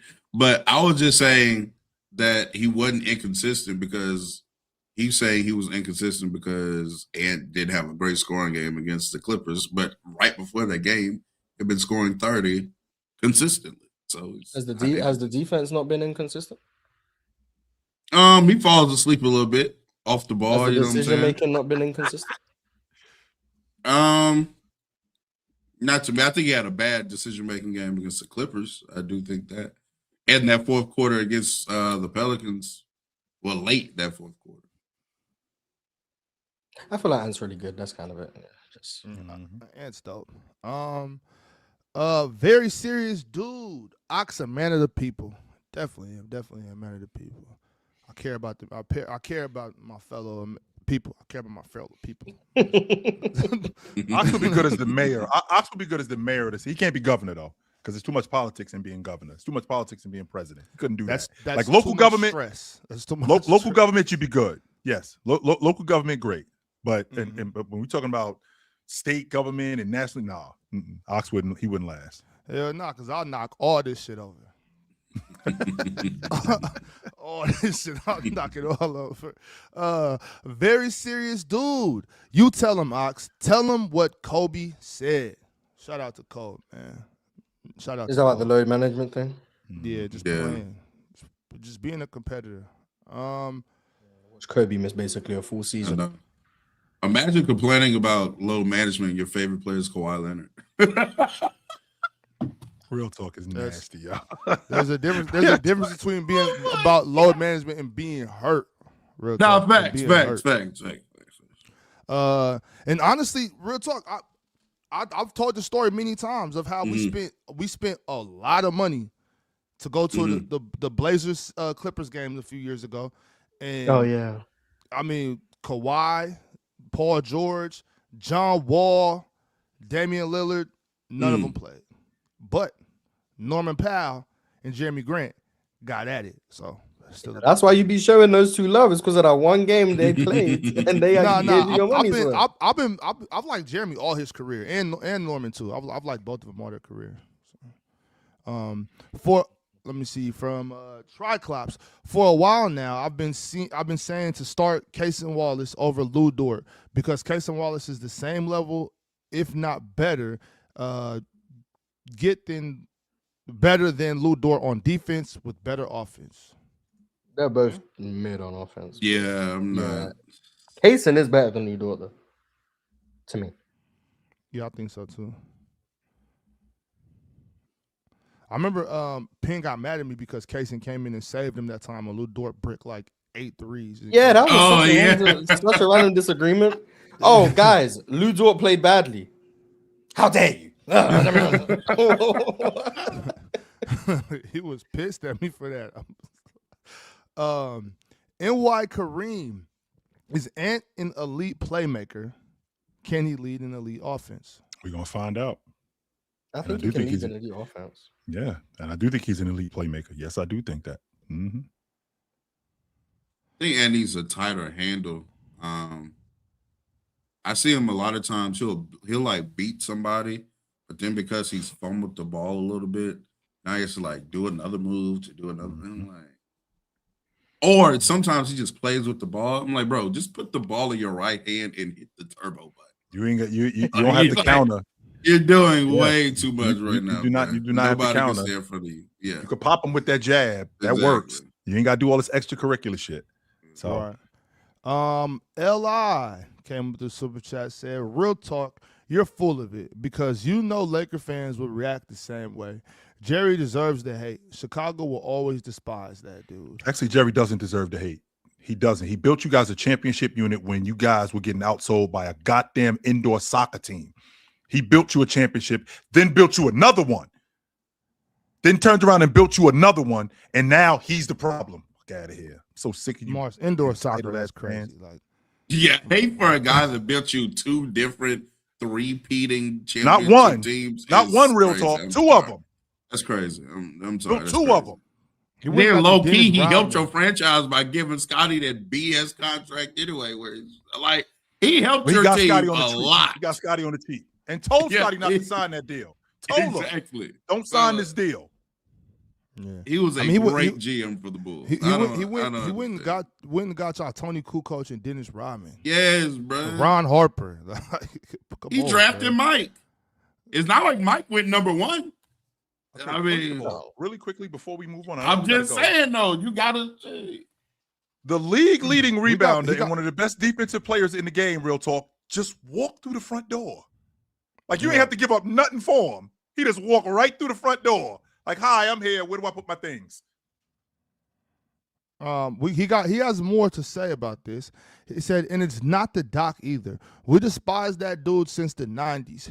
Phil hates him. Pip hates him. Mike hates him. We piss. Oh, jeez. Yeah, that's what I'm saying. That's just crazy, bro. Even drafting Scotty, because wasn't Scotty like out of Arkansas State or something like that? Oh, the Sonics got him, and they traded the Sonics, and that's even more. He had the that's what I'm saying. You know, the wherewithal to know, like, hold on, we need to get him from the Sonics. I think that was a good move. I'm gonna tell you how exactly that had to happen really quickly. Okay. How that happened. So they are in that during that time they had postseason camps. Like all-star camps. And it was I forgot the name of it. It was in Virginia. And like I said, the scout for the Bulls comes down and he sees Scottie Pippen. He gets on the phone. Hey, you need to get your ass down here because I got somebody that you need to see. And you don't need to get down here in a couple of days. You need to get down here now. Okay, well, what do you got?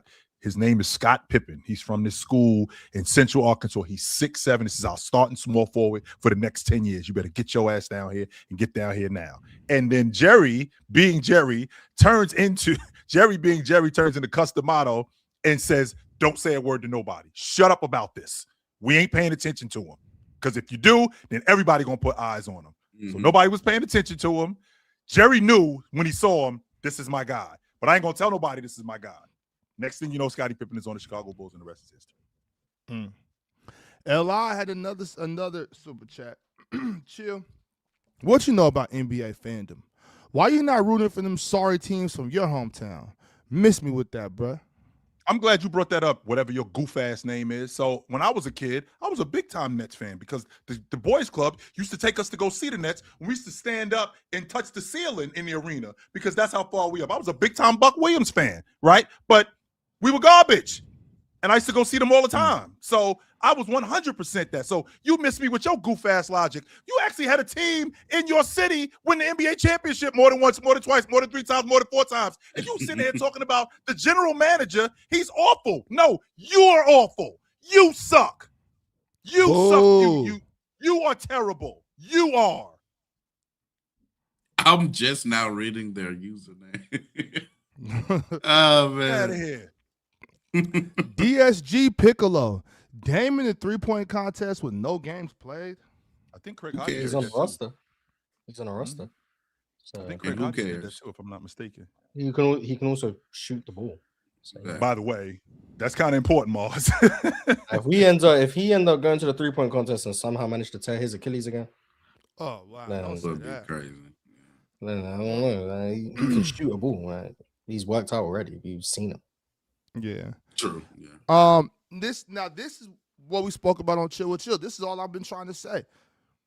Pimp named Slickback keeping it real with y'all. He's sick of the Nets fans claiming the Nets didn't give Cam a chance. He was offered a 2-year, $30 million contract.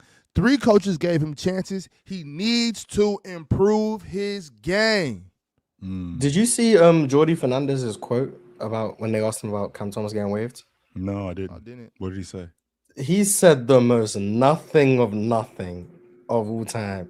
Like, you know how normally like coaches will like praise whatever players like, oh, he was blah, blah. 2 of the things he said to like acknowledge Cam Thomas was he was a teammate and he wore our jersey. That was it. What? Like, not he was a good teammate. He wore our jersey. He was a teammate. That's So it. that sounds like he was here. He played for us. That's it. Exactly. It was nothing of nothing. He was here. He Of played all for us. Great. We got another one, Chill. Li said, "Oh, so you want to hit people with garbage cans? So you jumped you off want to the- talk about mothers? So you jumped off the bandwagon because they was trash. So you understand why we be mad. Thank you, Chill, for proving my point. You suck, Grilltown. So first of all, I didn't jump off the bandwagon because I still was a Nets fan. And I still did like the Nets. So I did not jump. Even when they traded Buck Williams to the Trailblazers, I still did like the Nets. So I never said that I didn't like them. I just started watching. I started watching other teams and watching other players, and I became more infatuated with them. So you suck. Oh, wow. You. Oh, man. Jigsaw puzzle. You fellas see TJD on the Raps? He might solve our non-shooting problem with the offensive boards gimmick. Offensive rebounds were a gimmick now. Yeah, I guess so. Absolutely. Rebounds leading to like good offense is kind of a gimmick, as we're seeing with the Rockets. I'm not sure if we're you. Oh, boy. I guess that's it. Well, ladies and gentlemen, thank you for having us. Oh, no. Wait, original big fella became a member. Shout out to him. Oh, there he Or is. them. There he is. There you go. Go ahead. I'm just not sure if we're using the word gimmick correctly, y'all. Oh, we're definitely not, but it's fine. Okay. Yeah, All right, we're let me definitely finish this real quick. Goon King forever. Y'all, I just got back from LA. Chill, y'all gotta drag that dude Mars by his legs if you're No. trying to hang out in the room. Enjoy the sunshine. Not by his Mars. legs. Do you see that thing on his head? That hoodie. We dragging him by that.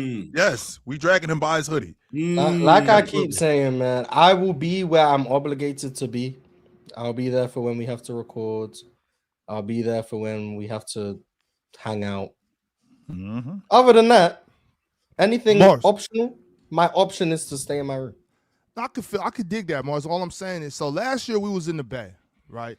And that's a nice area, whatever. But the weather's not the same. When you hear about California sunshine, they're talking about Los Angeles. They're talking about San Diego. Got to get I'm outside, gonna enjoy hit the that, air conditioning in my hotel touch room. that. No, we'll get Mars Get out. your toes in the sand a little bit, you know. Li is not done with you, Chill. Oh He my is not God. through. This is He's going great. to make you touch every wall in the crib. Absolutely. He said, This is great. did or is.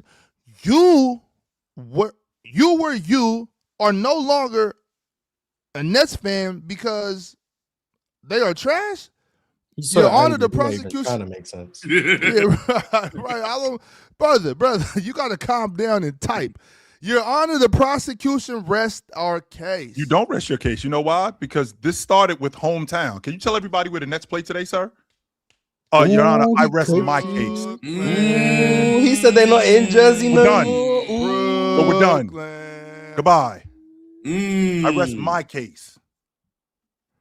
He must be Now- really upset, Chill. He can't even type. And I'm way past overtime. We done right now, Chill. This is the last Okay. one. Oh, damn, you are. Okay. Oh, wow. Yeah. As soon We're as about to leave early tomorrow. Yeah. as soon as I question if Castle is better than Amin, he drops a 40-point triple-double. Shout out to you, OK. One of like 8 people ever to do it. Larry Bird's the oldest to ever do it, if you cared. He did it at 35. So shout out to Larry Bird. All right, y'all. Well, that is the panel. Appreciate y'all pulling up. Shout out to the Seattle Seahawks. Shout out to Kawhi Leonard for spanking that kid up there in Minnesota, putting him in timeout.